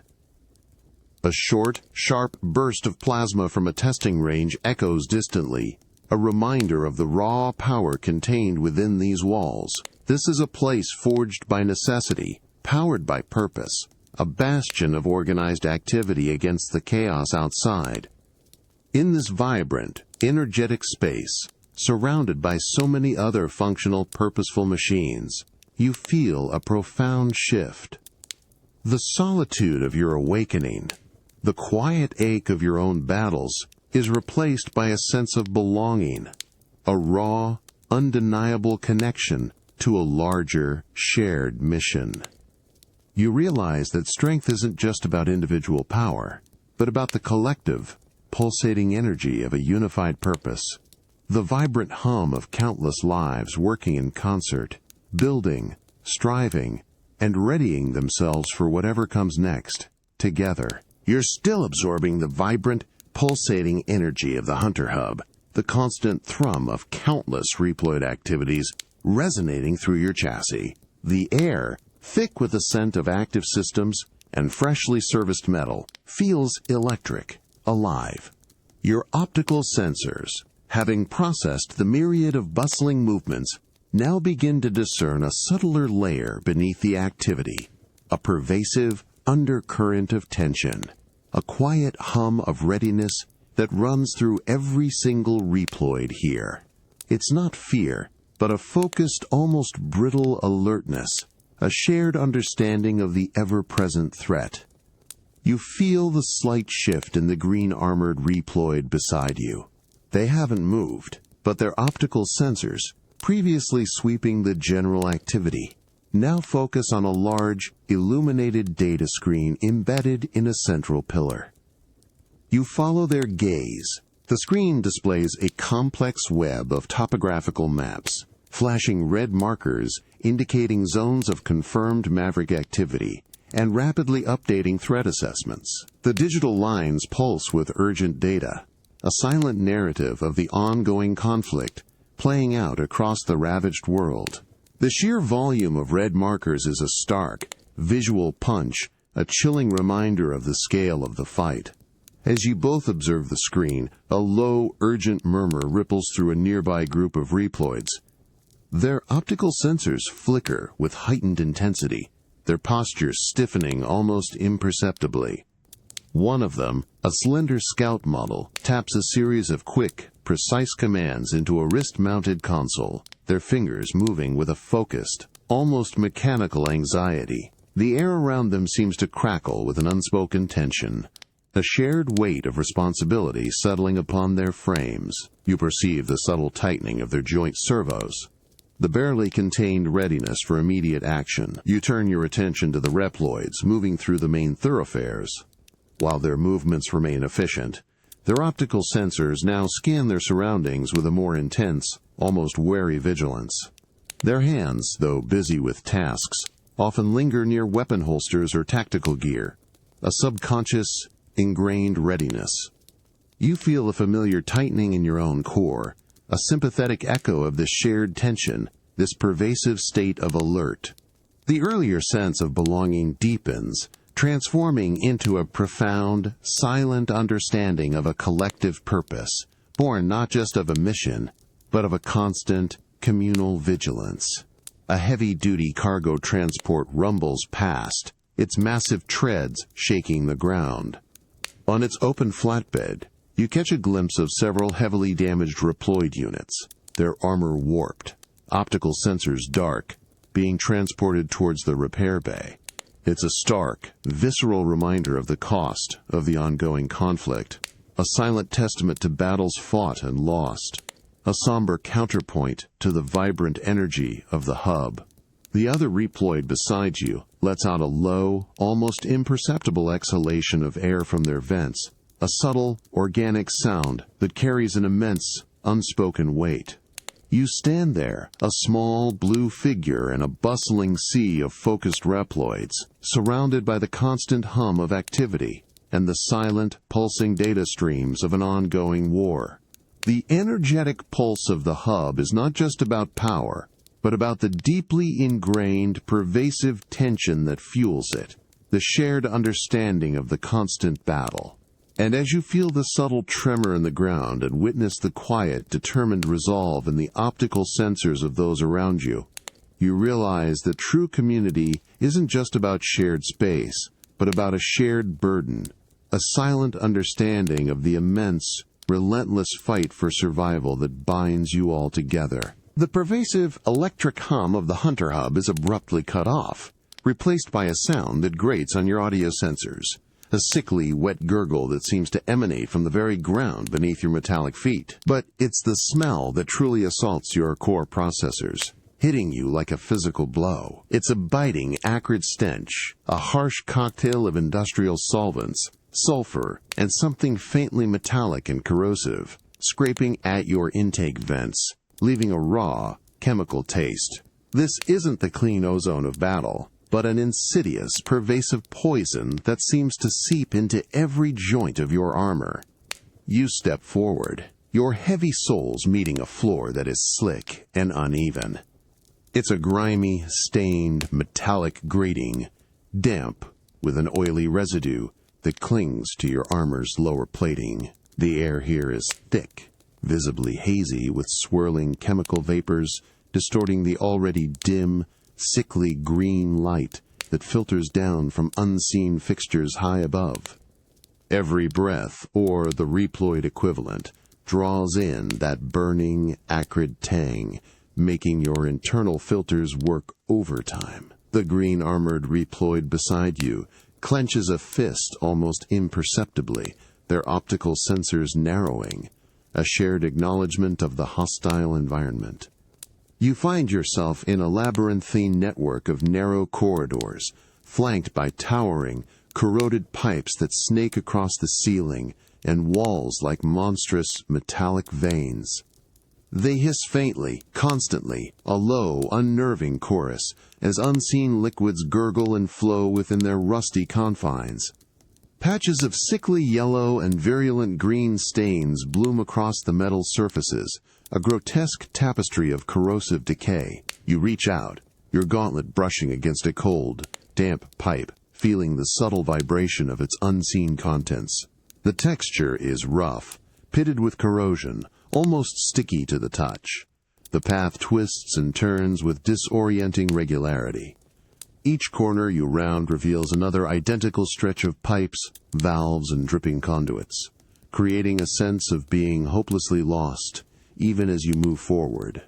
The air grows warmer in patches, emanating from large, uninsulated sections of pipe, a damp, heavy heat that feels oppressive. Then, a sudden, sharp clang echoes from somewhere deep within the maze, a metallic shriek that reverberates through the confined space, followed by a series of smaller, rhythmic drips that sound strangely rhythmic, almost deliberate. Your optical sensors struggle to pierce the constantly shifting haze, making it difficult to gauge depth or distance. Shadows dance and stretch, elongating the already menacing shapes of the machinery, turning dormant pumps into watchful sentinels. The floor occasionally dips, gathering shallow puddles of viscous, brightly colored liquid, greens, blues, purples, each one shimmering ominously in the dim, distorted light. Your internal sensors register a low-level hazard warning, a constant, nagging alert about the toxicity permeating the environment. This chemical labyrinth isn't just a physical challenge. It's a sensory assault, an environment designed to disorient and overwhelm. The biting stench, the slippery ground, the endless, identical corridors, it's all a constant, insidious threat. And as you navigate this oppressive maze, feeling the chemical sting in your vents and the insidious dampness on your plating, you realize that not all dangers announce themselves with a roar. Some are silent, slow, and utterly pervasive, a constant, invisible erosion that tests not just your armor, but the very core of your endurance against a relentless, toxic world. You're still navigating the oppressive chemical labyrinth, the biting stench, a constant assault on your internal filters, the sickly green light distorting every shadow, the wet gurgle of unseen liquids in corroded pipes, the rhythmic hiss of valves. They create a disorienting symphony of industrial decay. Your metallic soles slide occasionally on the oily residue that coats the grating, making each step a cautious, deliberate effort. Your internal hazard warnings flash with persistent urgency, a constant reminder of the pervasive toxicity. Suddenly, a new sound cuts through the gurgling chorus, a low, metallic clang, immediately followed by a high-pitched, almost mechanical whine that echoes eerily through the confined space. It's not a natural sound of decay, but an artificial one, infused with a deliberate, malevolent intent. The noise bounces off the close walls, making it impossible to pinpoint its origin, a phantom echo that seems to come from everywhere and nowhere at once. Your optical sensors, already struggling with the chemical haze, strain to identify any movement beyond the dancing shadows. You feel a new vibration, distinct from the pipe hum, a rhythmic, heavy thud that reverberates up through the gritty floor. Closer now. It's slower than a Reploid's swift movement, almost ponderous, but carries an undeniable sense of immense weight and destructive power. The air around you, already thick with vapors, seems to thicken further, laden with a fresh, sharp smell of ozone and superheated metal, an odor that cuts through the pervasive chemical tang. Your internal threat assessment systems flare, red alerts now screaming for immediate attention, identifying multiple unknown energy signatures converging on your position. As you push around another blind corner, your optical sensors lock onto the source of the heavy thud. Ahead, through a veil of swirling green vapor, you see grotesque, hulking silhouettes, moving with a jerky, unnatural gait. These are not the sleek, advanced forms of standard Mavericks.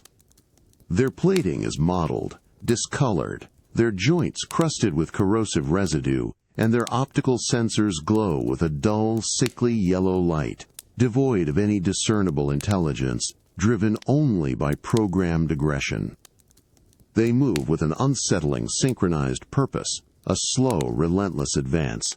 One of them, a monstrous unit with a massive, dripping claw, scrapes its appendage against a nearby pipe. The sound is a sickening, drawn-out shriek of tearing metal, followed by a torrent of bright, corrosive liquid that bursts from the pipe, splashing against the floor and sizzling with a violent hiss. The chemical burns through the grating, sending up fresh clouds of acrid vapor that sting your optical sensors and make your internal filters protest. The corrosive spray arcs towards you, a lethal, brightly colored stream. You leap back, your powerful leg servos propelling you away from the searing liquid, your armor vibrating with the sheer force of the hostile environment. The metallic clang and mechanical whine intensify as the corrupted Reploids close in, their movements slow but deliberate, relentless. The chemical labyrinth, previously a passive threat, is now an active, weaponized arena, its corrosive elements working in concert with the attacking machines. And as you brace yourself against the burning spray and the relentless advance, you realize that true danger often combines, intertwines, and transforms, turning even the very ground beneath your feet into a weapon against you, forcing you to fight not just against an enemy, but against the very environment itself. The biting chemical stench of the labyrinth, the sickly green light, the grinding thud of corrupted machines, all dissolve into an impossibly crisp, cold silence. Your heavy metallic soles meet firm, dry rock, its rough surface surprisingly warm from the last vestiges of the sun's heat. The air here is pure, thin, and cuts through your intake vents with a bracing chill, carrying the clean, subtle scent of ancient stone and infinite space. Above you, stretching endlessly, is not a ceiling of corroded pipes, but a vast, breathtaking canvas of deepest indigo, shimmering with countless, impossibly brilliant stars. You're high up, on a wide, weathered plateau overlooking the distant, sprawling ruins of the city, now a mere whisper of shadow on the horizon. The pervasive light pollution and chemical haze that usually veil the night sky are utterly absent here. Each star is a pinprick of pure, unblemished light, sharp and distinct, a diamond scattered across velvet. Entire constellations, familiar and unfamiliar, blaze with an intensity that almost hurts your optical sensors, demanding a recalibration to process the sheer volume of light from beyond the atmosphere. It's a profound, almost dizzying spectacle of cosmic scale. You feel the cold seeping into your armor, a steady, persistent chill that makes your internal heaters hum softly, a low, comforting vibration against the backdrop of immense silence. The only sound is the subtle whisper of the high-altitude wind, a soft, ethereal sigh that rustles against your plating, carrying a sense of ancient history and endless distances. Next to you, the green-armored Reploid stands equally still, their optical sensors dimmed, reflecting the brilliant pinpoints of light above, their silence mirroring your own awe. You raise a gauntlet, tilting your head back, observing the swirling milky band of the galaxy, a river of light flowing across the void. Each star, a distant sun, feels impossibly remote, yet intrinsically connected, part of a grander, incomprehensible design. Your internal processors, usually busy with threat assessments and tactical data, are now filled with a different kind of information, an overwhelming surge of astronomical data, distances measured in light years, the raw, infinite scale of the universe. It's a humbling, almost overwhelming deluge of cosmic wonder, a stark contrast to the small, broken world you usually inhabit. The ground beneath your feet, though solid, feels almost ephemeral against the sheer, boundless magnitude above. You feel a profound sense of perspective. The immediate battles, the lingering aches, the weight of your mission, all placed within the context of this immense, indifferent, yet breathtakingly beautiful cosmos. It's a moment of pure, unadulterated observation, stripped of all immediate urgency or threat. The silence is not empty. It is filled with the silent, ancient song of the universe, a melody composed of light and distance. And as you stand there, absorbing the chilling vastness and the dazzling brilliance of the starry night, feeling the cold wind on your armor and the silent awe in your core, you realize that true perspective isn't always found in facing immediate danger, but in stepping back, in looking up, and allowing the sheer, overwhelming majesty of the universe to quiet the chaos of your immediate world, reminding you of the infinite possibilities that exist beyond your perception, both terrifying and wondrous. The biting cold of the plateau deepens, wrapping around your armor like a second skin, a deep, pervasive chill that makes your internal heaters hum a steady, rhythmic counterpoint. But it's not the external temperature that truly penetrates. It's the silence, the profound, ancient quiet of the high altitude, broken only by the faintest whisper of the wind against your plating, a soft, ethereal sigh that seems to carry the echoes of countless millennia. This isn't just a lack of sound, it's a presence, an immense, all-encompassing stillness that seems to amplify the smallest pulses within your own core. You stand utterly still, your metallic feet rooted to the rough, dry rock, your optical sensors absorbing the unblemished brilliance of the starry night. The infinite expanse above, a dizzying tapestry of light years and nebulae, once filled you with exhilarating awe. Now it cultivates a different sensation, a profound, internal solitude.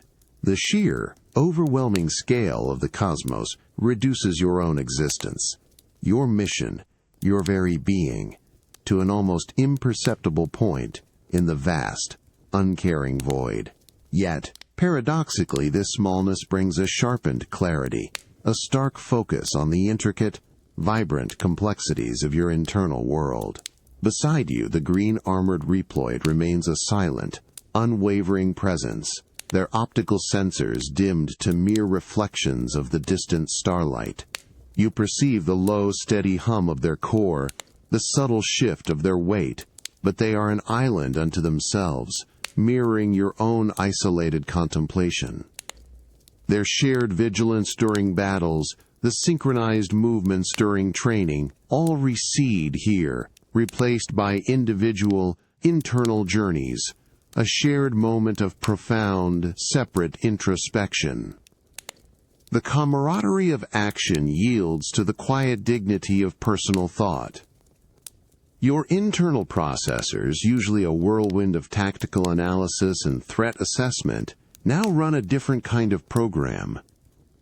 Memories surface unbidden.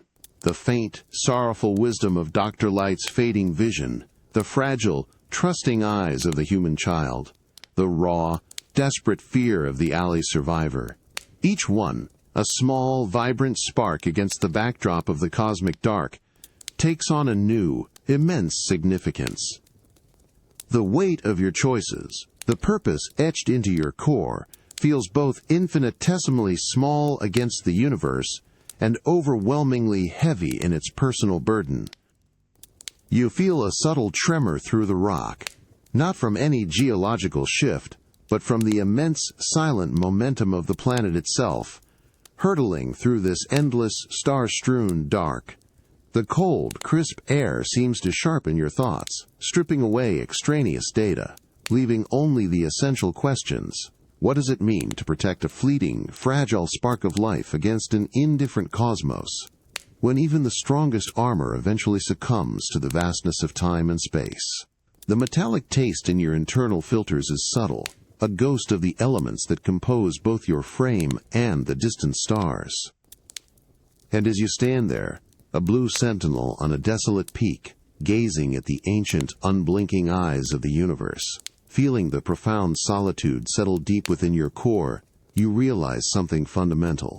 True strength isn't just about the power to act or the resilience to endure, but about the capacity to hold the immense weight of your purpose, your choices, and your very existence against the backdrop of infinity, and to find a quiet, unwavering resolve in that profound internal solitude. The profound solitude of the starry night, the cosmic silence, yields to the muffled, persistent murmur of human voices, a soft, anxious drone that filters through the thin walls of your temporary quarters. You feel the cold, recycled air of the Hunter Hub's lower levels, a stark contrast to the vast, open chill of the plateau.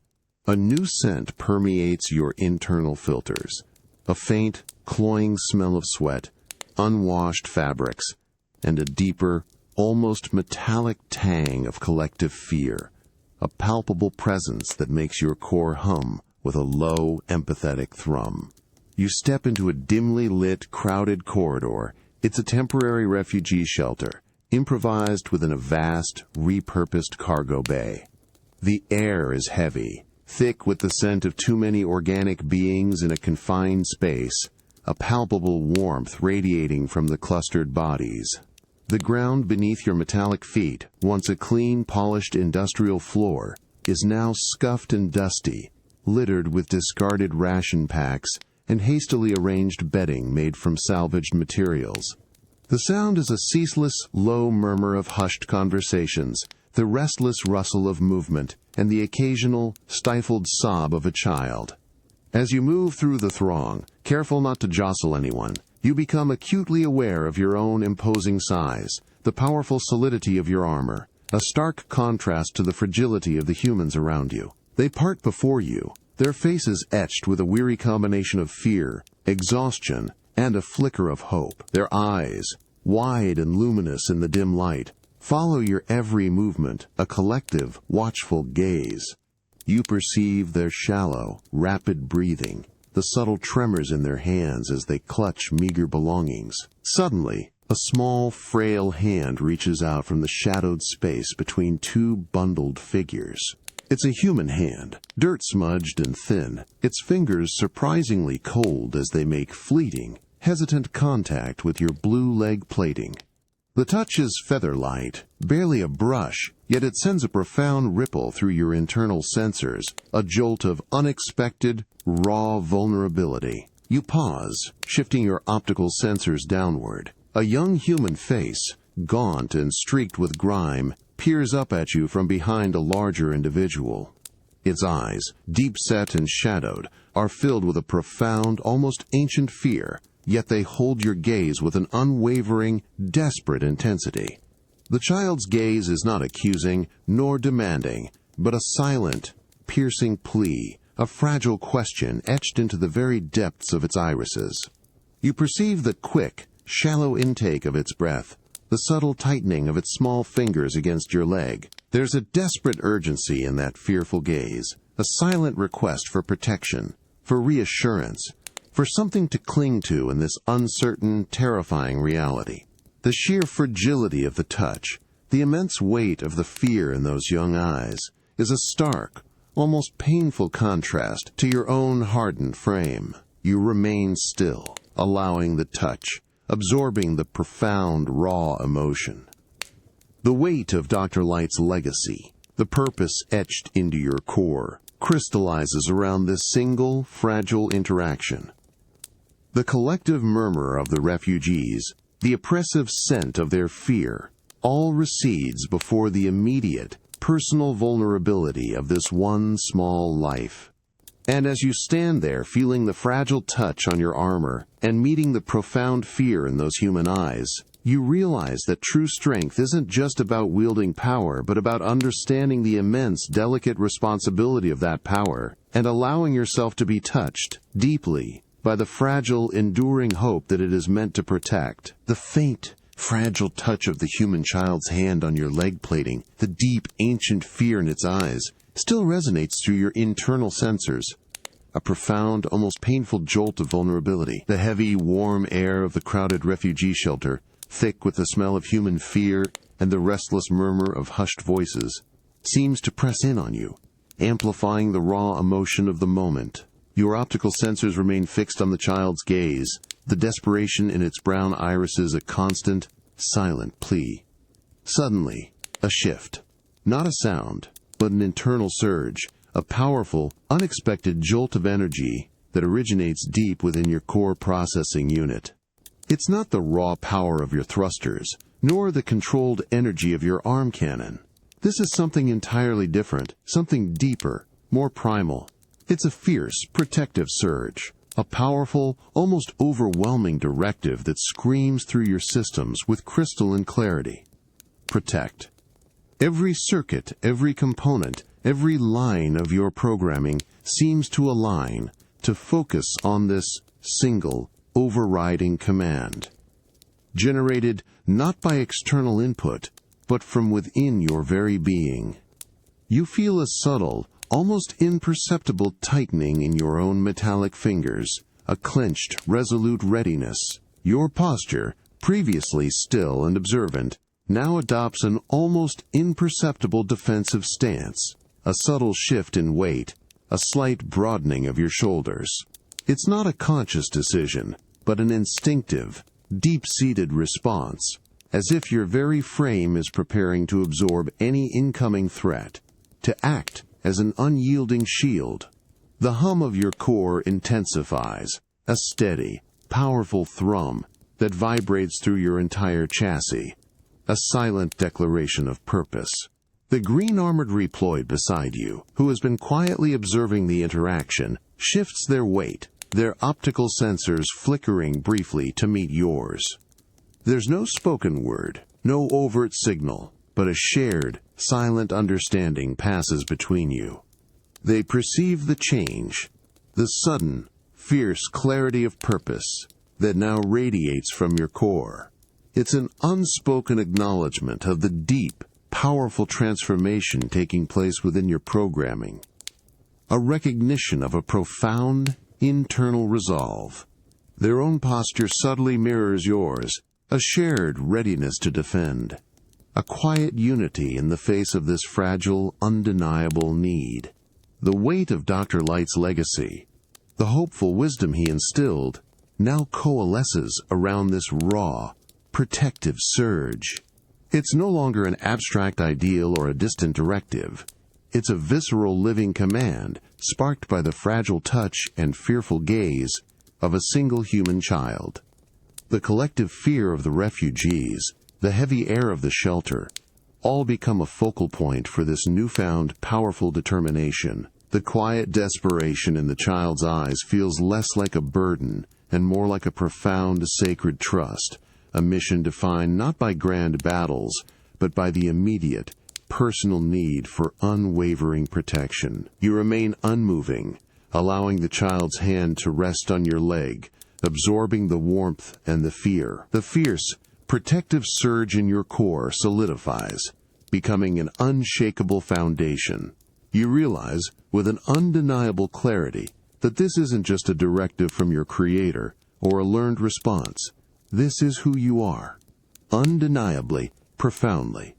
And as you stand there, feeling the fragile touch on your armor and the powerful surge in your core, you understand that true strength isn't just about the ability to fight, but about the overwhelming internal force that compels you to protect, to shield, to stand as an unbreakable guardian for the most vulnerable, driven by a fierce, undeniable love for life itself. The chaotic, desperate murmur of the refugee shelter, the fragile touch of a human child, all are violently torn away, replaced by a profound, suffocating silence. You feel the ground beneath your metallic feet, not cracked pavement or rough rock, but a floor of gleaming, dark metal, impossibly cold despite the pervasive hum that vibrates through it. The air itself is thin, sterile, almost painfully devoid of warmth, and carries a biting metallic tang, sharper and more aggressive than anything you've smelled before. It's the acrid scent of raw, unrestrained energy, of advanced circuitry pushed to its destructive limits, an invasive taste that prickles at your internal intake vents, tasting like corruption itself. You stand within a cavernous, almost impossibly vast chamber, its ceiling lost in an inky blackness that seems to swallow the harsh, blood-red light emanating from sporadic, angular panels set into the walls.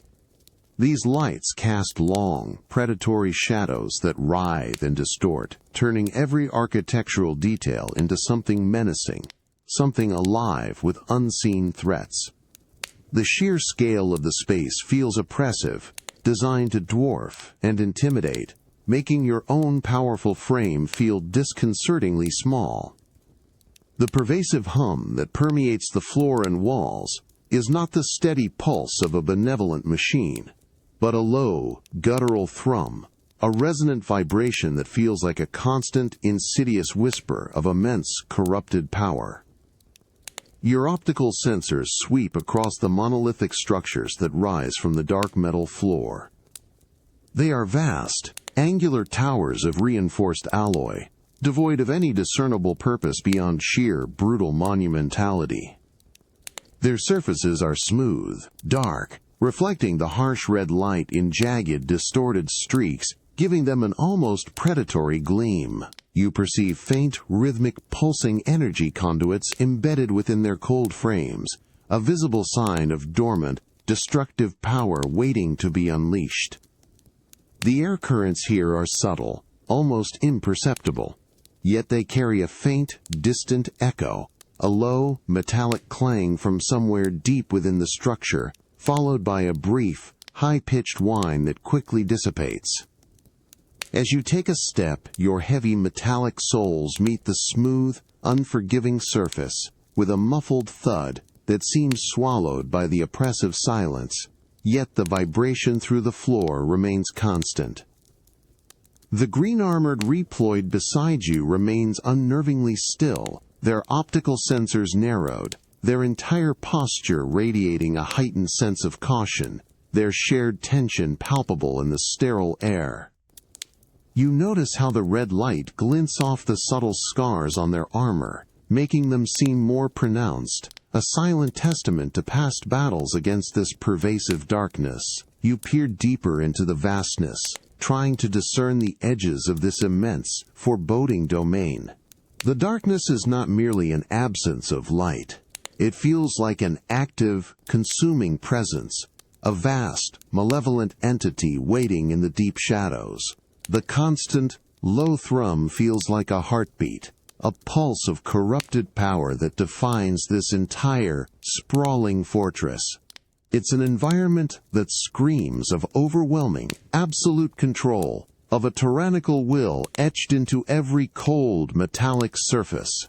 And as you stand there, feeling the biting chill on your armor and the insidious thrum of dark power resonating in your core, you realize that true oppression isn't just about physical force, but about an environment so meticulously designed, so utterly pervasive in its menace, that it seeks to crush not just your body, but the very spirit of your will, turning the air itself into a suffocating declaration of absolute dominion. The vast chamber of Sigma's domain still stretches before you, a monument to oppressive power, its towering structures and blood-red light casting long, predatory shadows. The biting, metallic tang in the sterile air is constant, an acrid taste of raw energy and destructive potential. The low, guttural thrum that vibrates through the dark metal floor and massive walls is a steady, unnerving pulse, a profound, unsettling rhythm that resonates deep in your core, growing subtly, almost imperceptibly, stronger. This isn't just an echo of power. It's a living, breathing declaration of immense, malevolent presence. Suddenly, a sound, almost too subtle to register amidst the constant thrum, prickles at your enhanced audio sensors. It's a low, almost imperceptible scrape, a fractional shift of heavy metal on smooth metal, followed by a faint, high-frequency whine that quickly dies. It's a deliberate sound, too precise to be random decay, too calculating to be accidental, emanating from the profound darkness at the far end of the immense chamber. Your optical sensors, despite their advanced capabilities, struggle to pierce the heavy gloom that seems to swallow light, making the source maddeningly elusive. Then, you feel it. A cold, distinct ripple in the thin, sterile air, a subtle displacement that brushes against your arm plating, followed by a quick, almost imperceptible drop in the ambient temperature around you. It's not a gust of wind, but a precise, controlled current, as if something immense, yet unnervingly stealthy, has just moved through the space, disturbing the very essence of the atmosphere.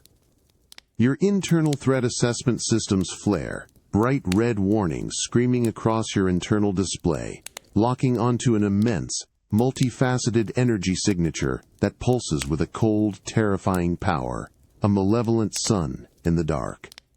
From the deepest shadow, a pair of optical sensors ignite. They are not merely red. They are a deep, burning crimson, twin points of absolute, unblinking malice that seem to pierce directly into your core, analyzing, assessing, dismissing. They are immense, radiating a palpable, chilling presence that transcends mere visual input.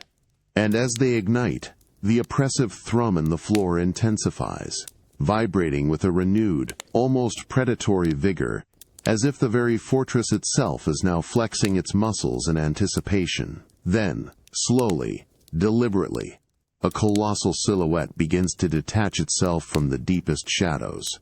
It's a figure of immense, almost unimaginable scale, its dark, angular plating absorbing the blood-red light, turning it into a deeper, more profound blackness. Its form is one of brutal, unwavering power, each massive joint, each sharp angle, a testament to destructive engineering. As it takes a ponderous, earth-shattering step, the entire chamber seems to resonate, the dark metal floor trembling under its sheer weight. That biting, metallic tang in the air becomes almost overwhelming, thick with the scent of unbridled, corrupted energy. You feel a profound certainty settle in your core, cold and unyielding. This is not just a maverick, not just an enemy. This is the source of the insidious corruption, the architect of the ravaged world, the very embodiment of the malevolent will you have been fighting against since your awakening. This is Sigma. And as his immense, burning crimson eyes fix on you, and the oppressive hum of his domain surges with his undeniable presence, you realize that true confrontation isn't just about the physical clash, but about the chilling certainty of facing the ultimate source of all the pain, all the destruction, and all the questions that have defined your very existence. The colossal form of Sigma, eyes blazing with cold malice, looms before you, filling the vast, oppressive chamber. The air crackles with his immense, corrupted power, a biting, metallic tang that scorches your internal intake vents. The low, guttural thrum from the dark metal floor intensifies, a deafening pulse that vibrates through every circuit of your chassis, seeking to overwhelm your core. Every programmed instinct screams for evasive action, for tactical assessment, for a measured response against this overwhelming threat. Yet, you feel a profound internal pang, a new, unprecedented sensation that transcends mere tactical logic. It's a sharp, almost painful jolt in your core, a sudden rush of complex data that isn't external input, but a cascade of conflicting directives from within. On one hand, the logical, self-preservation protocols, the cautious algorithms designed by Dr. Light to prevent unnecessary harm, urge restraint, a strategic retreat in the face of such overwhelming power. On the other, the fierce, protective surge ignited by the human child, the unwavering purpose instilled by Dr. Light's legacy, now screams for immediate, unyielding action. It's a conflict, not of thought, but of profound, internal will, tearing at the very fabric of your being. You perceive the subtle shift in Sigma's posture, the slow, deliberate movement of his massive arm, the ominous charge of an immense energy attack. The air around him shimmers with raw, destructive potential, the red light reflecting off his dark plating in malevolent flashes. The green, armored Reploid beside you tenses, their optical sensors widening, their frame preparing for impact, their unwavering loyalty a silent, powerful presence. Their movements, though, are a flicker of potential, waiting for your turn in command, your turn's decision. The conflict in your core intensifies, a painful, internal tearing. It's a feeling of being utterly alone in a moment of ultimate choice, of realizing that no pre-programmed directive, no inherited wisdom can fully dictate the path you must take. This isn't a battle against a maverick, it's a battle within yourself, a struggle to define your own existence in the face of a challenge that threatens to erase all that you stand for. The biting metallic tang in the air seems to morph into a bitter taste of agonizing responsibility. You feel the weight of Dr. Light's hope, the fragile human lives you've sworn to protect, the future that hangs precariously in the balance, all pressing down on this single, agonizing moment of internal choice.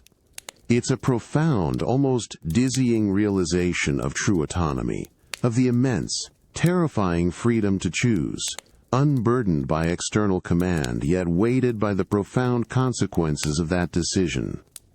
The low thrum of Sigma's domain feels like a heartbeat, counting down the seconds to an irreversible choice. And as Sigma's attack begins its final devastating charge, and the immense, corrupted power surges around you, you make a choice. Not a calculation, but a profound internal decision, born from the deepest reaches of your awakened core. The internal pang, the tearing conflict, resolves into a sudden, unyielding clarity.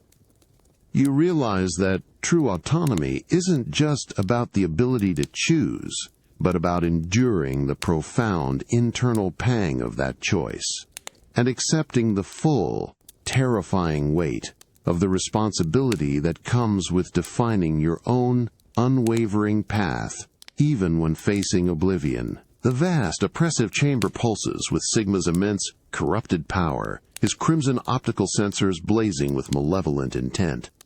The low, guttural thrum from the dark metal floor now feels like a violent tremor, a physical assault on your very chassis. But the internal pang, the conflict of your core, has resolved. It's been replaced by a chilling clarity, a profound certainty born from your own autonomous choice. You feel the cold, sharp taste of absolute decision in your internal filters, a taste both terrifying and undeniably liberating. Sigma's massive arm swings, completing its devastating charge. A colossal wave of raw, destructive energy, shimmering with malevolent red, erupts from his cannon, hurtling towards you with impossible speed. The air itself shrieks as it's torn apart, a deafening roar that threatens to shatter your audio sensors. The force of the impending impact is palpable, a crushing weight that presses in on your armor, promising total annihilation. Every logical protocol screams, impossible, impossible, stowed, overwhelming, but your core, now operating with a self-defined purpose, ignores them. You move. Not a calculated dodge, not a pre-programmed maneuver, but a sudden, explosive burst of pure, unadulterated will. Your leg thrusters ignite with a blinding flash and a furious roar, sending a wave of superheated air rippling through the chamber. The ground beneath your metallic feet vanishes as you launch yourself directly at the incoming wave of destruction, a blue arrow against a crimson tide. The sheer audacity of the movement, the raw, unthinking commitment to your own chosen path, sends a jolt of both fear and exhilaration through your systems. The green-armored Reploid beside you reacts an instant later, their optical sensors widening in what you perceive as a flicker of profound surprise, followed by an immediate, desperate acceleration. They launched themselves after you, a green streak attempting to keep pace with your sudden, unyielding charge, their own thrusters screaming in a desperate attempt to follow your impossible decision.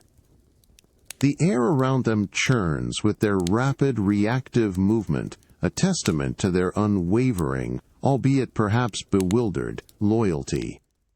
The wave of Sigma's power slams into you. It's not just an impact, it's a total sensory overload, a concussive force that rattles every joint, every circuit.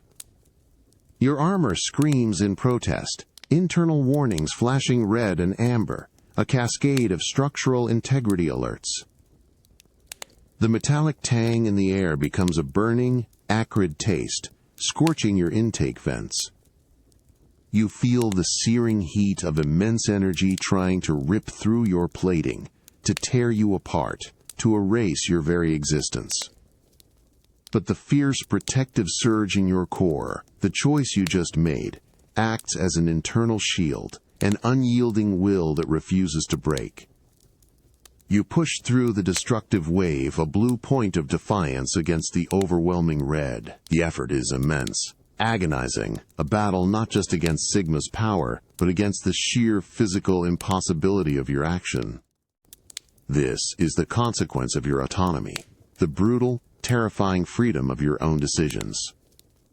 And, as you emerge from the fading wave of destruction, battered but unbroken, feeling the pain and the power of your own choice coursing through your systems, you realize that true freedom isn't about the absence of fear, but about confronting it head-on, about making your own terrifying, impossible decisions, and forging your own path, even when that path leads directly into the heart of the storm. The concussive force of Sigma's plasma blast, the burning heat, the shrieking air, all resolve into a new, overwhelming sensation, searing, agonizing pain. It's not just an impact. It's a sudden, total system cascade, a brutal, physical shockwave that rips through your entire chassis.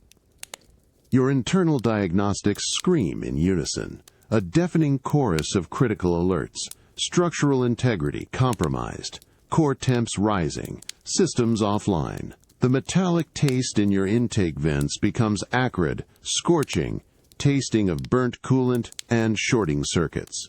You hit the dark metal floor with a sickening, heavy clang, the impact reverberating through your battered frame, sending a fresh wave of agony through your systems.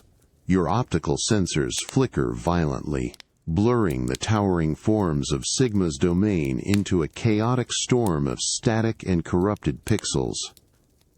The pervasive, guttural thrum of the fortress itself seems to mock your pain, its steady vibration now an unbearable tremor beneath your damaged body. You feel the cold, unforgiving surface digging into your backplating, its stark chill a sharp contrast to the searing heat blooming in your core. A sickening, grinding noise accompanies every attempt to move, a raw, desperate protest from your damaged joints. Your right arm, the one equipped with your buster, hangs limp and unresponsive, its powerful mechanisms now a useless dead weight. You perceive a faint, oily smoke curling upwards from a deep fissure in your chest plating, carrying the pungent scent of ozone and burning insulation. Internal alarms shriek about massive power fluctuations, circuits shorting, energy bleeding away. It's a sudden, terrifying loss of control, a brutal reminder of your own mechanical vulnerability. The green-armored Reploid, who had launched after you, skids to a halt beside you, their optical sensors blazing with a mixture of shock and desperate urgency. You perceive their body tensing, their systems screaming for action, but for a moment, they are frozen, witnessing the raw, physical agony that racks your frame. Their silhouette against the harsh red light seems to blur at the edges, your vision still struggling to stabilize, to make sense of the overwhelming chaos. The pain is a constant, throbbing presence, a white-hot knife twisting in your core. It's not just mechanical damage, it's a profound, visceral trauma, a feeling of being utterly torn apart from within, your very essence threatened with obliteration. Your power reserves, which once felt boundless, now drain away with alarming speed, each flicker of light from your optical sensors a desperate, waning effort. The acrid smell of burning circuits fills your internal spaces, a choking, inescapable presence. You lie there, battered and broken, staring up at the vast, oppressive ceiling, now a dizzying swirl of black and red. The immense form of Sigma looms somewhere in the static, his presence a dark, chilling certainty. The sheer, overwhelming pain, the brutal helplessness, is a crushing weight, a stark contrast to the exhilarating freedom you once felt. And as your vision blurs and your systems struggle to maintain even basic function, You realize that true strength isn't always about enduring without pain, but about facing the searing, agonizing reality of critical damage, and finding, in that profound vulnerability, the last, stubborn spark of an unwavering will to simply continue to exist. The searing, agonizing pain still racks your frame, every circuit screaming in protest. Critical damage. Core failure imminent. Your optical sensors flicker violently. The oppressive red light of Sigma's domain, a chaotic, painful blur. You lie slumped on the cold, dark metal floor, your right arm a useless, dead weight, thick, oily smoke curling from your damaged chest plating, filling your internal intake vents with the acrid stench of burning components. Power drains away with terrifying speed, each second a desperate fight for continued existence. The immense, unyielding form of Sigma looms somewhere in the static haze, his dark presence a palpable weight. You perceive the subtle shift of the green-armored Reploid beside you, their optical sensors blazing with desperate urgency, their frame tensing. Their hand, gloved and powerful, hovers near your damaged armor, a silent plea for you to react, to fight. You feel the tremor of their barely contained frustration, their unwavering loyalty straining against your incapacitation. Deep within your core, amidst the overwhelming cascade of alarms and the agonizing pain, a single, stubborn spark ignites. It's the fierce, protective surge, the unyielding will born from your autonomous choice, refusing to be extinguished. It's not a logical command, but a primal, desperate fight for activation, a raw, internal scream against oblivion. You try to move your left arm, the one that still has function. Your damaged servos shriek, protesting violently, sending a fresh wave of pain through your frame, but the stubborn spark persists. You pour every ounce of remaining internal energy into your left arm, bypassing failing circuits, forcing power through protesting conduits. You feel the immense, agonizing strain, the desperate push against utter mechanical failure. Your fingers, stiff and unresponsive at first, begin to twitch, then to clench, scraping against the cold metal floor with a weak, desperate rasp. Your optical sensors, though still blurring, focus with a searing intensity on a single point in the chaotic static, the looming, malevolent form of Sigma. The pervasive, guttural thrum of the fortress feels like a personal assault now, its rhythmic vibration trying to beat the last vestiges of will from your core. But the spark in your core ignites further, fueled by an almost irrational defiance, a stubborn refusal to yield. You feel the desperate, raw fight for activation in every component, every protesting joint. It's a battle to simply time, to remain present, to hold onto the smallest sliver of control in the face of total system collapse. The acrid smell of burning circuits is sickening, but it's the smell of your continued, desperate struggle. You manage a fractional lift of your left arm, the sheer effort, a monumental, agonizing triumph. Your internal alarms scream louder, threatening to flatline, but the stubborn spark in your core blazes with a terrifying, beautiful intensity. This isn't just about repairing. It's about forcing a connection, about overriding the very laws of your own mechanics through sheer, unyielding will. And as your vision flickers and the overwhelming pain threatens to consume you, you realize that true resilience isn't just about surviving damage, but about the desperate, raw fight for activation in the face of total system failure, the unwavering refusal to be extinguished, even when your own body is screaming for surrender. The searing agony of your damaged frame, the desperate fight for activation. These internal battles are momentarily dwarfed by an external, overwhelming horror. A profound, shuddering tremor rips through the very ground beneath your metallic feet. A deep, resonant growl that seems to emanate from the earth itself. It's followed by a cacophony of shattering glass, groaning metal, and distant, thunderous explosions. A violent symphony of destruction that rips through the stale air, assaulting your audio sensors with raw, unmitigated chaos. The bitter taste of burning circuits in your intake vents intensifies, mingling with a new, sharper acridity, the smell of widespread catastrophe. You're high above the city, somehow propelled from the depths of Sigma's fortress. Your vision, though still a blurry storm of static from your injuries, coalesces enough to take in the terrifying panorama. Below you, the cityscape, already a scarred testament to a long war, is now in the throes of utter agony. Pillars of dark smoke, thick and oily, rise from countless points, twisting skyward like black, grasping fingers. Flames, vivid and hungry, erupt from gaping fissures in buildings, painting the muted twilight sky with a ghastly flickering orange glow. Distant screams of collapsing structures, the metallic shrieks of buckling steel, are a continuous, agonizing chorus that grates on your core. You feel the wind, normally a clean, invigorating current, now hot and turbulent, buffeting your damaged frame, carrying the choking scent of pulverized concrete, burnt plastic, and incinerated organics.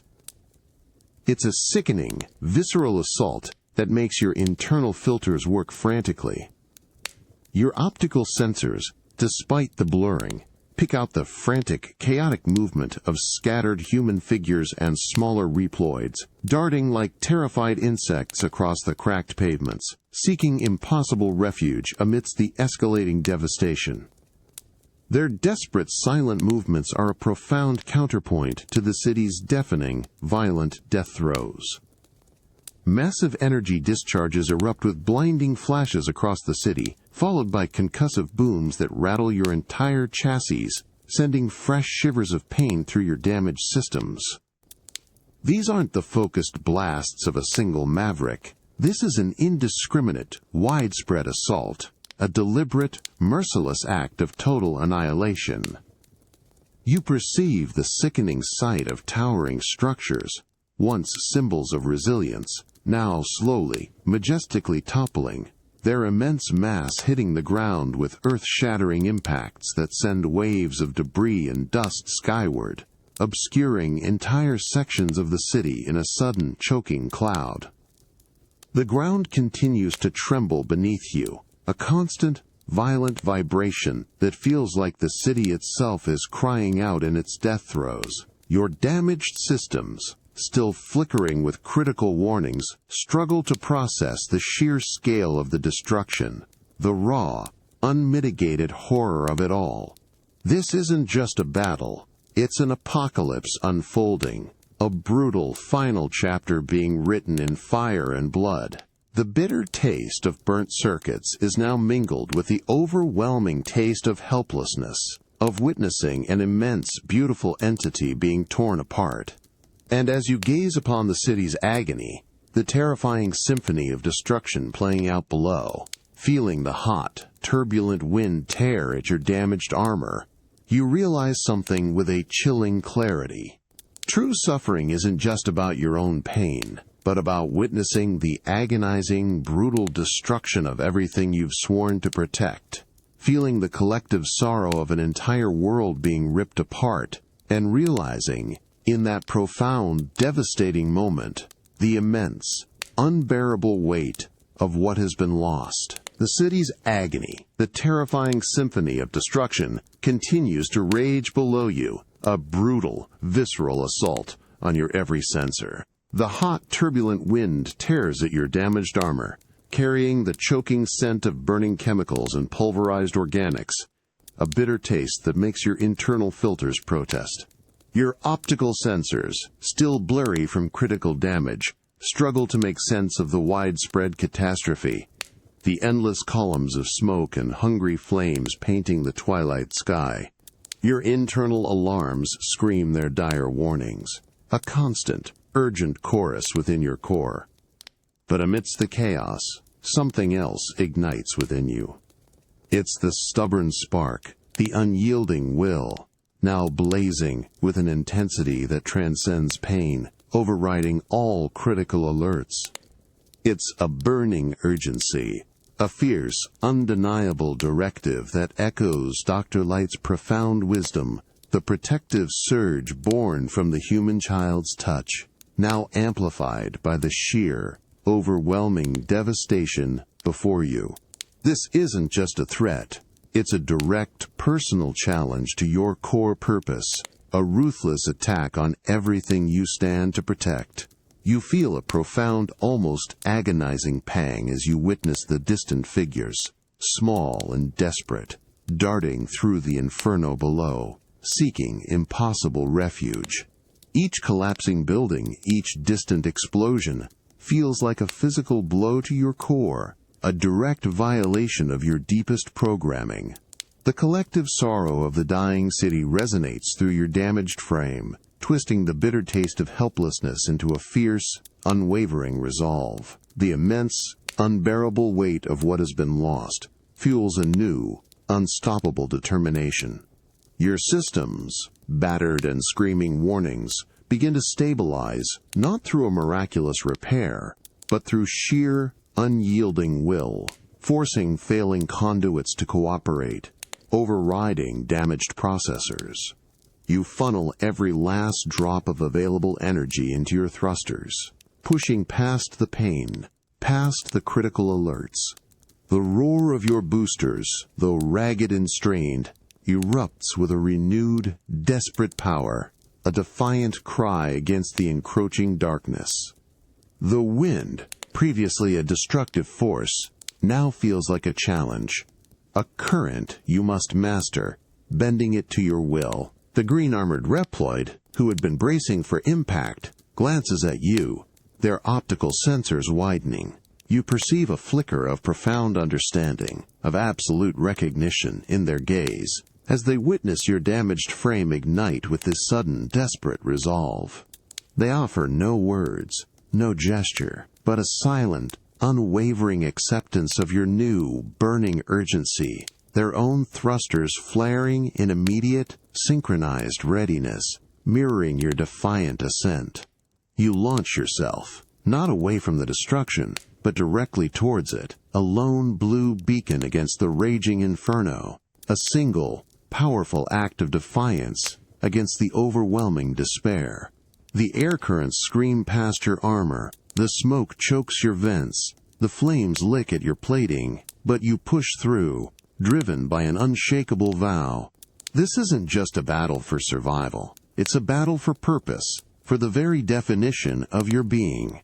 And as you plummet towards the burning city, feeling the searing heat and the raw, unyielding power of your self-made vow, you realize that true protection isn't just about winning, but about the profound, unshakable courage to stand, to fight, and to promise, even in the face of utter devastation, that you will protect, you will endure, and you will never, ever give up, no matter the cost. The acrid stench of burning chemicals and pulverized organics, the deafening roar of a dying city, these brutal sensations have receded, replaced by a profound, almost startling quiet.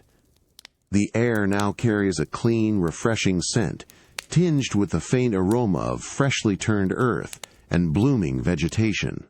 Your metallic feet meet not cracked concrete or cold metal, but soft, damp soil, yielding gently with each step.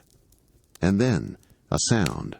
Not the screams of destruction, but a delicate, joyous peal of human laughter, light and unburdened, that drifts on the gentle breeze, stirring a deep, resonant warmth in your core. You stand at the edge of what was once the ravaged city, but now it's transformed. The smoke-choked sky is gone, replaced by a soft, pale blue, streaked with delicate, wispy clouds. The perpetual haze has lifted, revealing a vast, open expanse. Below you, the ruins are slowly being reclaimed. Patches of vibrant green grass push through the rubble, tenacious vines climb the skeletal remains of buildings, and small, hardy trees, carefully cultivated, stand like sentinels against the sky. It's a landscape of cautious, deliberate rebirth, a quiet testament to enduring hope. Your optical sensors, now fully repaired and sharp, process the scene with a clarity that almost hurts in its gentle beauty. In a cleared area, where once buildings lay in smoking ruin, now stands a cluster of newly constructed modular homes, their surfaces gleaming with fresh paint. And around them, moving with an unburdened energy, are humans. Children, in particular, their small, vibrant, forms a flurry of motion and color against the growing green. Their laughter, light and pure, rings out repeatedly, a symphony of innocent joy that feels like a balm to your still healing systems. You watch them. Two children, small and agile, chase each other across a patch of newly planted grass, their bare feet kicking up tiny sprays of damp earth. Their movements are fluid, uninhibited, their faces flushed with exertion and pure, unadulterated happiness. Their voices, high-pitched and clear, call out to each other in playful taunts, a constant, cheerful chatter.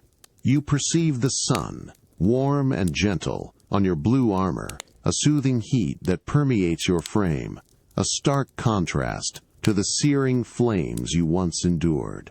A small, agile Reploid, similar to the green armored one you know, but painted a cheerful yellow, supervises a group of children tending a small garden. Its movements are patient, gentle, guiding tiny hands as they carefully place seeds into the soft soil. The aroma of damp earth and fresh greens drifts towards you, mingling with the faint, sweet scent of blossoming flowers. You feel the subtle vibration of the ground as another child, a little older, triumphantly pulls a small, perfectly formed vegetable from the soil, its cheer a burst of pure, unadulterated pride. This isn't a world without scars or without memory of the destruction. The distant skeletal remains of once proud towers still pierce the sky, a quiet, lingering reminder of the past. But here, in this growing green haven, the focus is undeniably forward. The laughter of the children, the diligent work of the Reploids and humans, side by side, the fresh scent of life, it all forms a fragile, yet powerful tapestry of renewal. And as you stand there, absorbing the quiet beauty and the joyous sounds of this tentative tomorrow, you realize that true victory isn't just about defeating an enemy, but about creating the space, nurturing the hope, and protecting the fragile, innocent laughter that allows life itself to bravely begin again. The crisp, clean air, the gentle sun on your armor, and the distant, joyous peal of children's laughter. These sensations envelop you, a profound counterpoint to the city's past agony.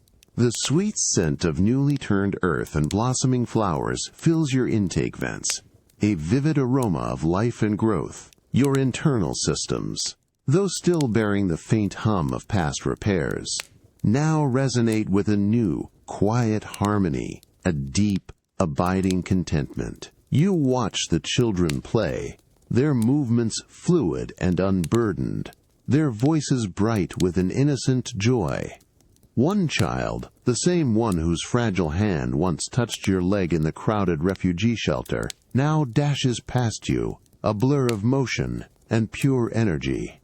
Its face, no longer gaunt or fearful, is round and flushed with health, its laughter a clear, pure sound that rings out across the reclaimed landscape. It glances at you as it passes, a quick, unself-conscious smile, a flicker of pure, unadulterated happiness.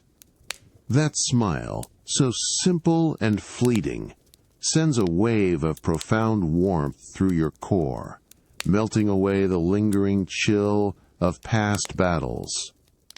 The green-armored Reploid approaches, stopping silently beside you. Their optical sensors, previously sharp with caution, now hold a softer, reflective light as they too observe the children playing. You perceive a subtle, almost imperceptible exhalation from their vents, a sigh of quiet satisfaction, a shared acknowledgement of the hard-won peace. There's no need for words, no grand pronouncements, The scene unfolding before you, the thriving life, the unburdened laughter, speaks volumes, a silent testament to sacrifices made and battles endured. You look down at your own blue armor, still bearing the faint, unerasable scars of combat, reminders of searing pain and desperate fights. Your arm cannon, which has unleashed so much destructive power, feels inert, a tool of defense now resting in a time of fragile peace. The weight of Dr. Light's legacy, the fierce protective surge born from a single desperate touch, it all converges on this moment. This is the enduring reason, the profound, unyielding purpose that guided you through the darkness, crystallized in the simple, radiant joy of innocent lives. The sun begins its slow descent, casting long golden shadows across the revitalized landscape. The laughter of the children, though still joyous, begins to soften, mixing with the gentle murmurs of adults as they gather for the evening.